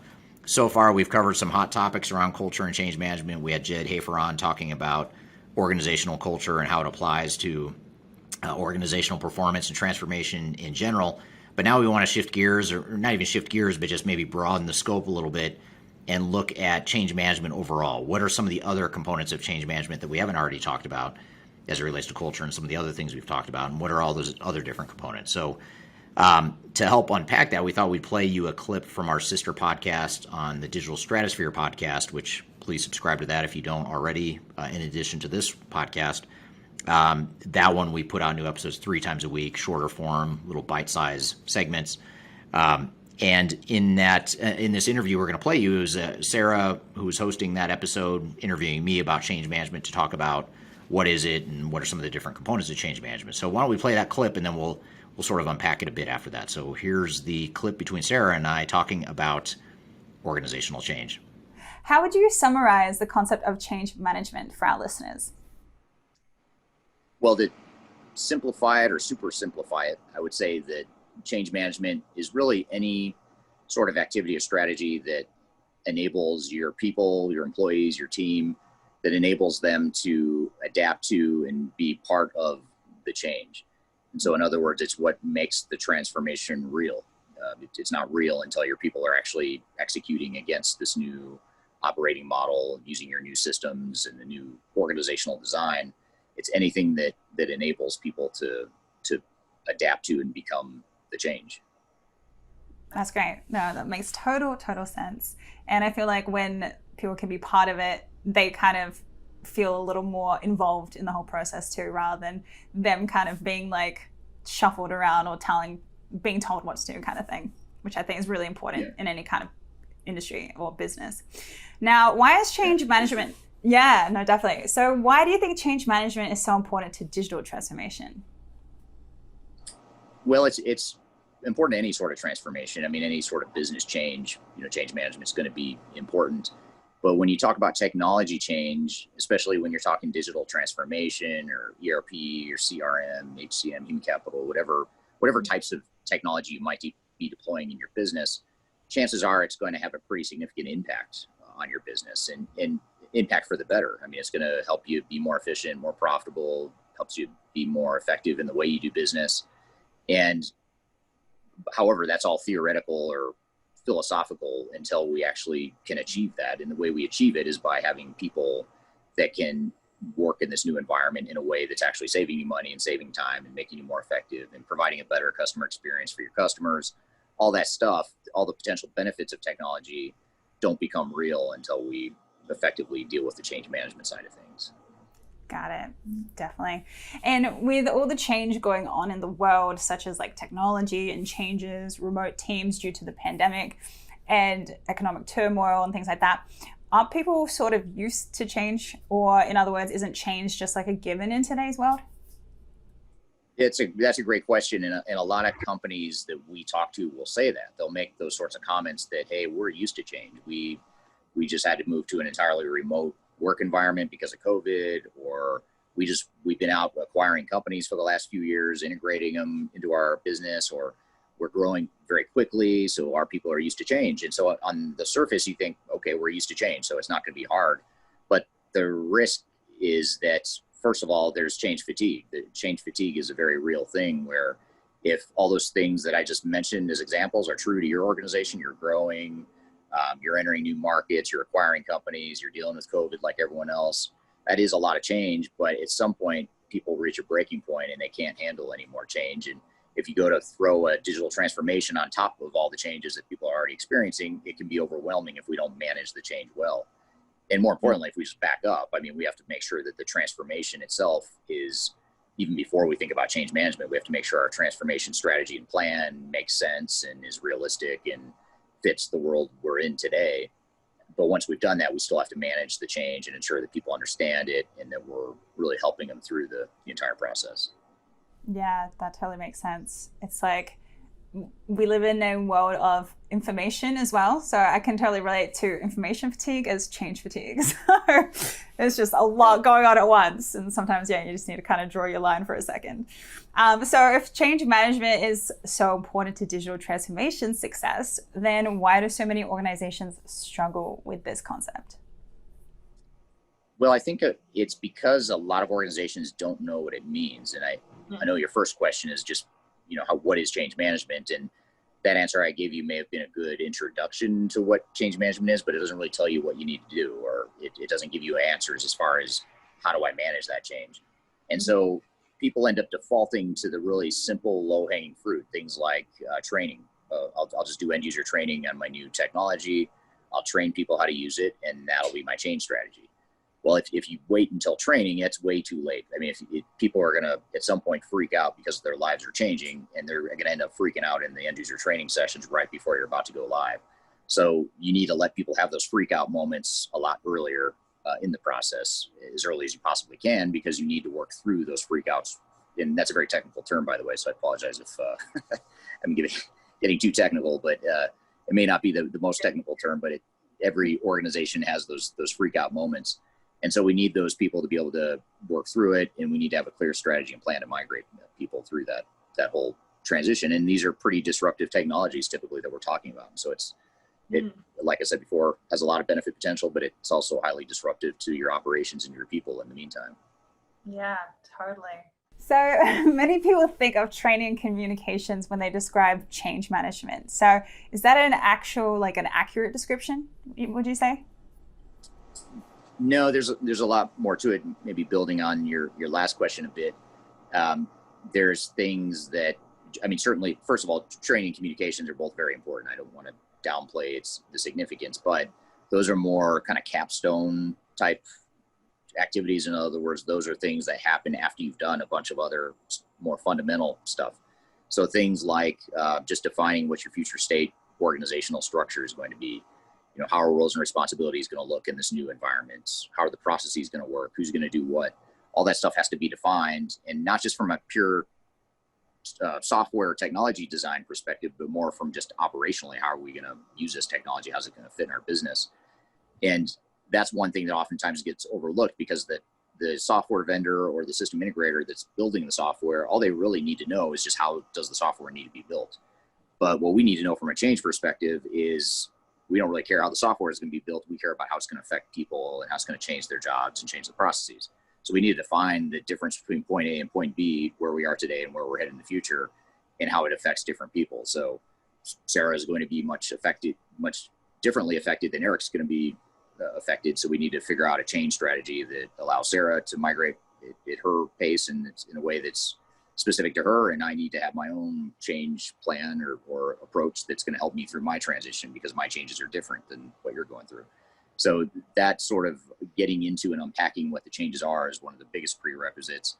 And then there's also the, actually executing on multiple change strategies, not just training and communications, but also having change discussions and workshops with people to involve them in the changes and help them understand the changes. All that sort of stuff is important well before training and communications happen. Okay, great. Thank you for clearing that up. Now, I wanted to shift gears and talk a little bit about change resistance, because I know that you and the rest of the third stage team commonly work with clients that think their people are going to embrace change, only to find out that later they are resisting it. So can you explain this dynamic to us? Yeah, so that's a very common dynamic that you mentioned, where companies will say, our people are used to change, like I was saying before, or they're ready for the change. They're tired of their old systems. They know these processes are broken. They know these technologies are outdated. So they're ready for us to implement new technology. And I have no doubt that that's true for most organizations and most employees. And I think the first thing and the most important thing to recognize about resistance to change is that most resistance doesn't come from a bad place. It doesn't come from a desire to sabotage the company or sabotage the project, or a desire just to resist change, to be difficult or whatever. Usually people are on board with the change, but the problem is when you start messing with people's lives and you start taking away job responsibilities because now it's going to be automated in the technology, or you start moving roles and responsibilities around, or you take away that spreadsheet that I created 20 years ago to help manage the business. And I take pride in being able to manage the business using the spreadsheet, and only I can use the spreadsheet to manage the business. Now, all of a sudden, you're taking that away from me and you're saying anyone could do this with the new technology. I'm going to feel threatened by that. And I don't mean that necessarily in a bad way. I'm not trying to be malicious or ill-willed, but as an employee, I'm going to naturally resist that. And it's very understandable because we're human. So we have to figure out how do we help people understand that there is going to be resistance. It's not a matter of if, it's how much resistance is there going to be, how severe is it, where is it going to come from? Certain parts of your company are going to be more or less resistant than others. And most importantly, what am I going to do about it? How am I going to mitigate those risks, and how am I going to help people through the change and help them overcome that resistance? Yeah, no, it's so true. And like you bring up a point where it's like, obviously the change is trying to be implemented to improve, the process and the systems and everything that you have going on. But again, at the end of the day, when you're dealing with humans are very ego driven as well. So that's another thing that you have to deal with, especially when you're saying, you might be taking someone's job completely away, or the person that could only do that one thing, and now anybody can do it. And yeah, that is a threat to a lot of people. And at the end of the day, I think it's very important on how you treat the people that do work within the companies to be able to help them embrace the change rather than resist it. So yeah, it's also a cultural thing too. I mean, you're kind of hitting on another point, which is every company has their own unique culture, and every company's trying to maybe bend their culture or tweak their culture a bit. And the way we manage people during a transformation is going to, that should reflect our culture and what we want to be. And a lot of times companies take pride, for example, in having, a very employee-centric model or being a great place to work. But then they go through these transformations and they totally skimp on the change management activities. And it's in conflict with that culture that you've spent all this time creating, and a culture that might be a competitive advantage for you. Now all of a sudden you're undermining it because you're not managing change the way that people are used to you doing it or would expect you to do it in that type of environment. Yeah, absolutely. Absolutely. So it does sound like a pretty complex topic. You're dealing with a lot of different issues at once, I guess. And I can see why change management would be so important to a transformation. All right, this is good stuff. We're going to take a quick break. When we come back, we'll pick up and finish this conversation. You're listening to Transformation Ground Control.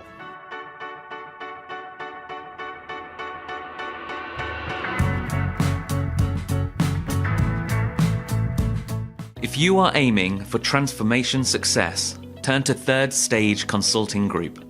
Third Stage's independent and technology agnostic consulting team helps clients define their digital strategies, define their roadmaps, and manage their transformations.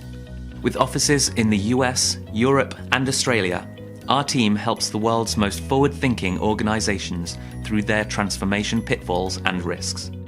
If you are embarking on a digital transformation or business change initiative, contact Third Stage Consulting to see how we can help you reach the third stage of transformation success. Learn more about us and download independent reports, videos, and other best practices at thirdstageconsulting.com.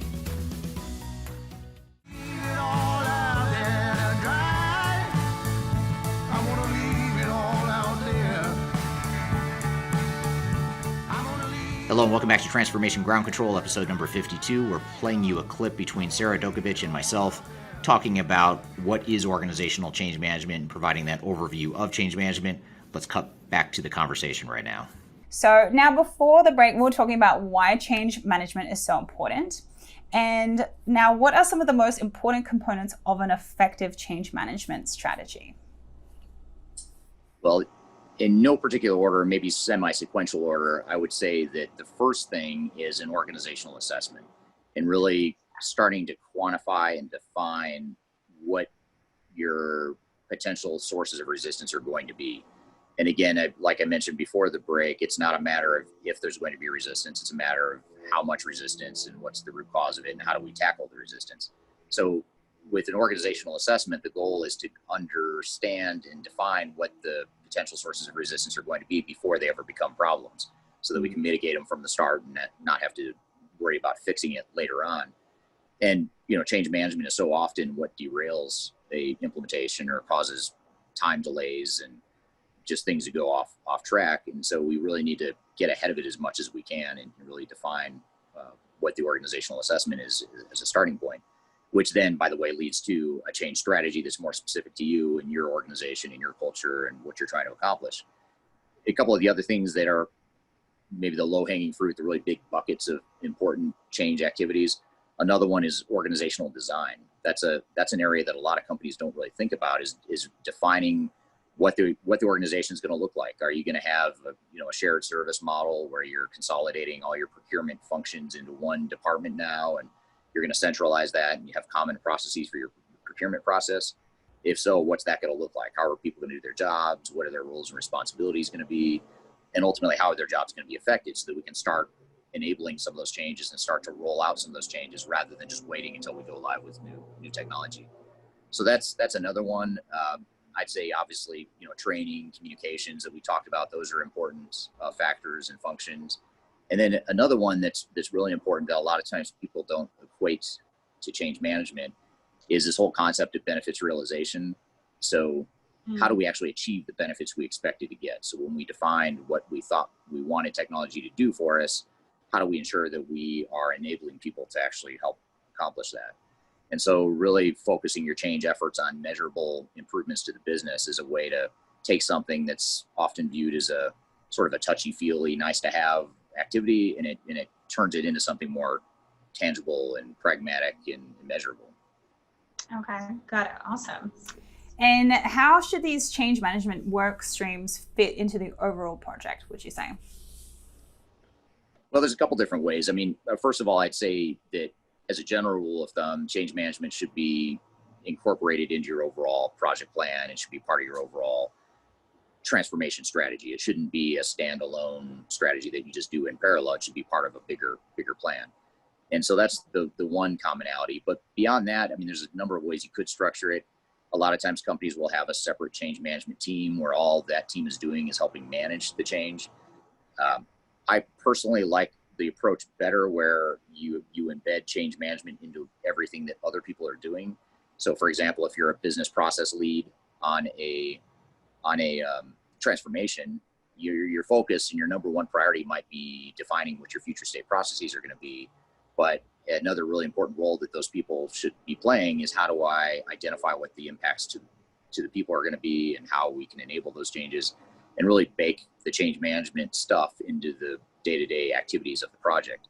I like that approach better. It doesn't always work because a lot of times people don't have time, along with their other responsibilities, to do the change stuff. And a lot of times the change stuff will fall off the radar if they don't have the time. So that's where a dedicated change team can help. But the problem with the dedicated change team is that oftentimes the change management stuff gets disconnected and siloed from the process and the technology stuff that's happening, and it's not aligned oftentimes.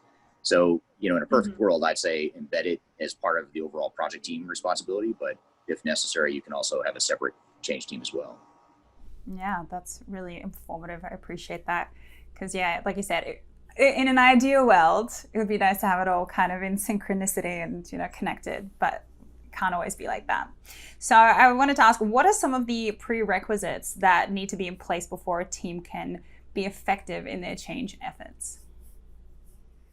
Well, the first thing is that there has to be a clear definition of what the future state operating model is going to look like, what your future state business processes are going to be, because really that's the foundation for everything else. And anything change related, it all ties back to how, what the changes are and what that gap analysis is between the way things are today and the way things are going to look in the future, so that we can role by role and department by department look at how are different people affected differently by those changes. So having a clear definition of the business process model and the business processes is one prerequisite. And then the second one that we talked about before, but needs to be done before you really get too far into your change efforts, is just the organizational design. What are roles and responsibilities going to look like in this new world? And again, it's not just about how technology is going to be used, it's about who's going to be doing what and what responsibilities are they going to have in this new world. Awesome. Yeah, totally. And what should a digital transformation change management team look like? So what type of team and people should focus on the change management? Well, we talked about how it should be structured a couple questions ago, but as far as the types of people you want on the change team. Ideally, you want people that understand change management and understand the need and importance and priority of change management, but also understand hands-on how the business works, and they understand the operations of your business. And I'd say that's probably one of the biggest challenges with change management practitioners in general, is that they might be really good at the change side of things, the soft side of change, but they're not always good at, and they're oftentimes not good at understanding just how supply chains work or how financial and accounting operations work. You kind of have to understand that stuff to be able to really be effective at change management. So ideally, you want people that can understand the softer side of change, but they understand the more tangible, pragmatic side of your operations. And then, there's also certifications and training out there for change practitioners. If you're an operations person, for example, that doesn't have that soft skill set, I think it's a lot easier to go get that soft skill set than it is to try and teach someone with the soft skill set to teach them about business and operations and things like that. So you can get ProSci certification, for example, or I think Change Management Institute is another organization that does certifications and training for change management. We provide a lot of YouTube videos and training resources on our website for change management. So there's a lot of resources out there that you can get to pick up the skills you need. Yeah, that's really helpful. It's just to be able to know a bit from both sides, so then that way you can really hone in on kind of getting very clear and helpful with the outcome. So what would you say to executives that think change management is a touchy-feely thing or something that's just a nice to have? What are your thoughts? Well, I'd say the number one thing or takeaway I'd leave with someone who's thinking that or asking the question is, I've yet to meet an executive team or a program manager or CIO or CFO that's been involved in a transformation that has said that they regretted spending too much time and money on change management. I've yet to meet that person that even thinks that they've spent enough time on change management. Most of the time, even with our own clients, they wish they would have spent even more time than they did on focusing on change management.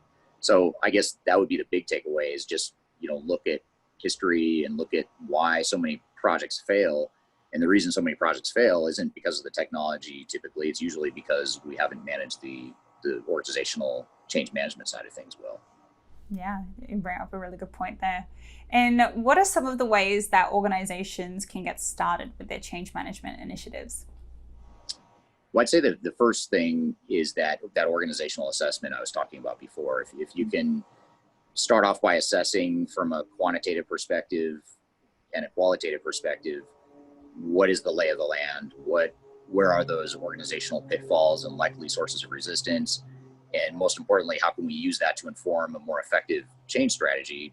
That's an important first step, because the change management world tends to oftentimes believe in kind of one size fits all answers or silver bullets. And the reality is they don't exist. There is no one size fits all answer. And we need to be a lot more surgical and focused in how we manage change that's specific to you as an organization, and how the business processes are going to be changing and how the organization is going to be affected. So that organizational assessment up front is important. And generally, when we do an organizational assessment, it's two prongs. One is the kind of an anonymous online survey that's meant to capture quantitative data around the culture of the organization and starting to quantify some of the things that oftentimes could lead to failure or to change management risk. And then there's the more qualitative analysis too that we do via focus groups, just to get a better understanding of some of the softer side of change around the culture of the organization and communication styles and things that are very much related to how change needs to be managed within a transformation. Awesome. Totally makes sense. I love that. Thank you. All right. Good stuff. Well, thank you, Sarah, for that clip and for those great questions that you had asked of me a while back. We're going to take a quick break. When we come back, we'll sort of dive into some of these topics we covered and unpack those concepts around change management in a little bit more detail. We'll take a quick break. We'll be right back with more Transformation Ground Control.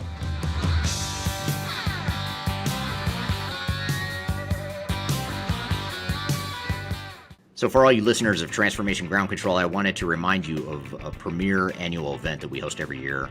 It's called Digital Stratosphere. It's a virtual conference that we've actually shifted to virtual since the pandemic.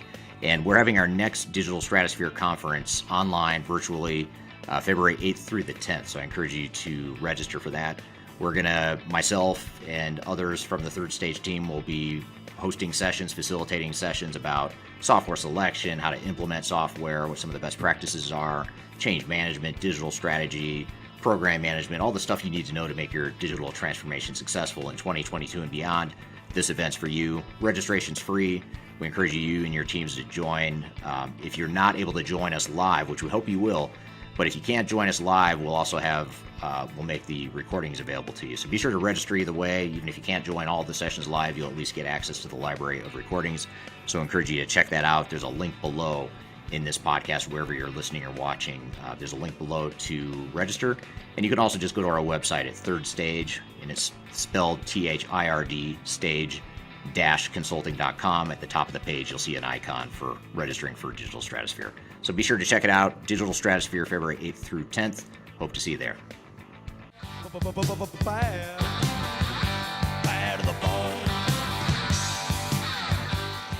Hello and welcome back to Transformation Ground Control, episode number 52. My name's Eric Kimberling here with Kyler Cheatham. And Kyler, we just had the clip that we played here between Sarah and myself talking about change management. We've talked a lot about change management in the show over 51, now 52 episodes. What takeaways did you have from that clip, especially now that we have touched on change management so many times in past episodes? Does that change anything for you, or do you have any takeaways from that clip? Yeah, well, the reason that clip is one of my favorites is because it really does lay out the basics that I think a lot of times we forget. I think something that you said specifically is when you go in and you're doing an executive strategy session or kicking off a project with a client, a lot of times that client will be like, oh no, our culture is awesome. We're all innovators, we're creators here.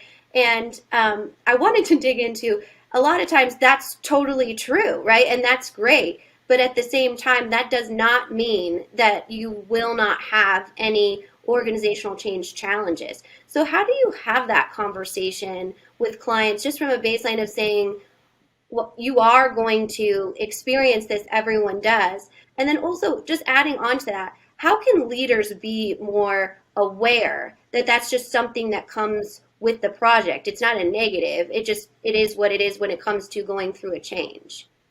Yeah. So I guess to start, first of all, this is a very common dynamic and challenge. And it's something that it is hard to get executives to see and understand without having, again, felt the pain. And so what you don't want to do is wait until the executives feel the pain, because by the time they feel and recognize that there are change management issues, it tends to be too late. And by that point, you've already derailed the project and you've created significant delays. So you don't want to wait until the executives feel it. So what you do is if you can, on the flip side of the other extreme, is you could tell them how important change management is and how they need to do change management. That's usually not enough either, because change management doesn't mean much unless you have a very prescriptive, specific way of addressing change. And more importantly, if we back up even more, it's not enough to just say we need to do change management, because we need to understand why. Why do we need change management? What's going to be unique to this situation that's going to create change management issues? Certainly, we see a lot of common patterns with organizations we work with where there's common change management issues and challenges. But we need to talk the language and speak situationally to what exactly this client is experiencing. And not only just what this client is experiencing, but within the client, different work groups, different individuals and departments and business units are going to have different things motivating and driving them, and different things that might affect the level of resistance to change. So the way to do that is to diagnose and to have organizational assessments that help create a very specific, tangible way or understanding of the current environment, and sort of exposing the landmines that are out in the field that we're about to walk out to. And if we don't do that, then it's just sort of a nebulous term like, hey, let's go do change management, and it doesn't resonate. But if we can say, here are where the landmines are that are specific to you, and here's what we recommend you do to overcome those landmines or to navigate those landmines, that speaking that language and being more specific in that way can be very helpful. So that the organizational assessment, though, is the prerequisite to get there, though. Absolutely. And if you are an executive or a future executive listening right now, what would be a piece of advice when it comes to just accepting that change management is a hard, tangible part of the project? Yeah, that's that's the education part. So we have to make sure that people recognize and expect that change management is going to be difficult. One of the most common dynamics we see with clients we work with, especially on the executive level, is you hear executives say change management shouldn't be a big deal for us because everyone's tired of their old systems.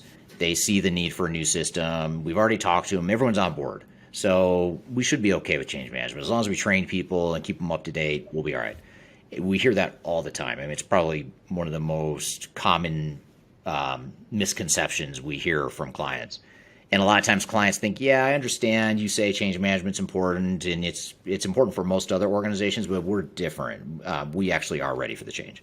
And that's another thing we hear all the time. So again, it's hard to win the argument as consultants early on because there is this level of excitement and we haven't gotten below the tip of the iceberg yet in terms of really unpacking the resistance that is inevitably going to happen. So that's why that organizational assessment, again, if we can convince a client to do an organizational assessment to assess the culture, assess the strengths and the weaknesses, then usually as you dissect it a little bit more, then it becomes more tangible, more pragmatic, and then it becomes easier to see the path forward or what the path forward should be for your change management efforts. And relating it back to our conversation earlier, we do see a lot of executives standing up to say, okay, we need a strong culture. We need, a really strong employee benefit program. We want people to work here. Why is it that they are so, interested in that piece, but a piece that directly correlates to that, which is change management and going through that in any sort of transformation or technology implementation project? They seem to say, no, we're fine with that. And to me, those two really go together. Is that the way you kind of look at it? And why does it seem to be kind of tip the balance towards the culture side and leave organizational change kind of in the dust? Why is that? That's a great question. As you were talking, or as you were asking that question, I was thinking about, I don't know why this popped in my head, but it does relate to what you were saying. 20 years ago, early in my career, if I were to talk about some of the common reasons why leadership teams and organizations might overlook or choose to overlook change management, a lot of times it would be that old school mentality of we don't need to worry about change management. They're just going to do it because we tell them to. We're going to tell people to change and they're just going to do it. I mean, they don't have a choice. So why are we worried about change management? Yeah, they're going to suck it up, and they've been told what to do for 30 years, and they're going to do it again when we tell them this time. So you heard that a lot more like 20 years ago, early in my career. You don't hear that nearly as much now. I think people, have advanced in their leadership styles, and there's a, sort of a universal recognition that the command and control management style and cultural mindset is only helpful in very select cases of crisis and, certain moments in time where you need to take a command and control approach, but in general, it's generally not a preferred plan A. But the reason I bring this up though is because now I think the intentions are actually good. I think people actually genuinely think that change management is not going to be a problem. I don't think it's that they don't value change management. I think they value the people, they value the culture, but I think they genuinely think and believe people on the surface when they say, yeah, we're on board with putting in new systems or new processes or changing the organization to be more nimble because we're so bloated or we're so inefficient, and we get it. So on the surface, people are telling us that change management is not important. I mean, that is what most leaders are hearing. So I don't doubt that, and I don't think it's coming from a negative place as it might have been coming from 20 years ago. But it's almost like it creates this false sense of optimism because the people themselves are saying, yes, we're ready, yes, we're on board, and we're going to support this change. They're saying it because they don't know any better either. So we're creating this sort of closed feedback loop that's very biased and unrealistic. And to me, that's the real problem. So we've got to kind of undo that or open the closed feedback loop to the outside to see that, there's more to it than what we see on the surface. Yeah, that's really very interesting, fascinating, even, how that overall psychology of a transformation. And then one thing I feel like it's important to revisit from that clip that was just a little over a year ago when the pandemic was really kind of still trying to figure out like what is this? Not that we aren't still trying to do that, but we're a bit more informed now. But you talked about change fatigue, and that really kind of resonated with me. And the challenge of change fatigue and how to make sure that doesn't happen. Because I can imagine right now, if I'm an employee, I went from an in-person work environment, now I'm remote, and I need to learn how to use all of these systems remote and manage my household at the same time and go through that huge change. And then I'm back in the office, and then I'm back out of the office, or I'm, quarantining or something, or my kid's quarantining. And there's just this level of constant change within our overall environment. So now that we're 2 years into the constant changing, how do you create, or I guess make sure that you're triaging any change fatigue that might be happening within your organization, because you do want to continue to innovate and implement and grow, but they're tired, Yeah. they're tired of change. So Yeah, how do you evaluate that? it's such a relevant question today, because people are tired. They're tired of, even though a lot of people say that, work from home for office type workers or the people that have the luxury of being able to work from home. A lot of people are saying that's here to stay and that's sort of a permanent thing. But there's a lot of people that are really tired of it too. Tired of being on Zooms, tired of not being able to separate work from home and not having that clear delineation. So, and the fact that along with that work from home and all the other disruptions caused by the pandemic comes the fact that now you've also got these digital transformations that in many cases are being accelerated or forced on organizations because of changes in the world. There's a lot of change. People are tired. So I think the first thing is to make sure you have a realistic strategy overall and a strategy that fits you. If people are tired, if they're burned out, maybe you don't need to move at as fast of a pace as you'd like. It may not be ideal. It may not be what you want in a perfect world, but this is reality. People are tired. Then let's have a strategy and a roadmap that takes that into account. The other option, if time is not on your side and you just don't have the luxury of slowing down, then maybe you think about, all right, well, how are we going to staff up the team then? How are we going to add more resources and make sure that we've got the bandwidth and the support so that we're not just adding workload to an already spread thin workforce? So it's stuff like that, like thinking about the overall transformation strategy and roadmap, the resourcing strategy, making sure we've got the right plan that's aligned with who we are and what we're trying to accomplish. And be realistic too would be the other piece of that. Well, good. Well, I think that, again, that's such a really relevant conversation for right now. And I know we're going to go into some greater detail on change management at our 2022 Digital Stratosphere event, which is happening on February 8th through the 10th. And Eric, do you kind of want to talk about Digital Stratosphere just real quick and kind of give our audience an overview of why you started it and what it is? Yeah. So when we first started Third Stage, we started doing in-person Stratosphere events. This is back in 2018, and quite frankly, at the time, it was just a way for us to reintroduce our team who had been in the space for a long time, but Third Stage was relatively new or was brand new at the time in 2018. So we wanted to introduce the team or reintroduce the team and the brand to the market. And so that was, those in-person events were one of our key marketing strategies and tactics. When the pandemic hit, though, we had to shift gears like a lot of organizations and move to a virtual model. And we've sort of stuck with that virtual model exclusively so far. I mean, at some point, I hope later this year we go back to the in-person events. But we're doing this again virtually as a way to kind of building on that momentum. And we just like to, the best way that we can connect with potential clients, potential team members that might become team members as we continue to grow. And just connect with other peers in the industry is to put on these events. It's just a great way for us to connect with them and to share our philosophies and lessons and thoughts and help a lot of organizations along the way, some of which will become clients at some point, some of which will become team members, some of which will continue to be peers and never become either. So it's kind of a win-win all the way around. And so that's really the whole reason why we started it. Absolutely. And the virtual environment does have the ability to reach our global audience. So what we do is we do host this virtual conference for 3 days, packed full of keynotes, of panelists, all kinds of different stakeholders and thought leaders from the industry and then also from the Third Stage team.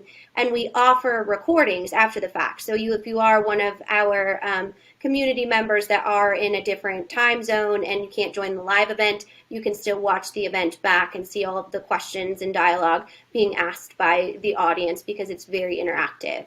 And all 3 days are completely free this year. So the link to register or to view the full agenda is in the description here. You can also visit our website, which is stratosphere2022.com, to register as well. So definitely something that's really exciting.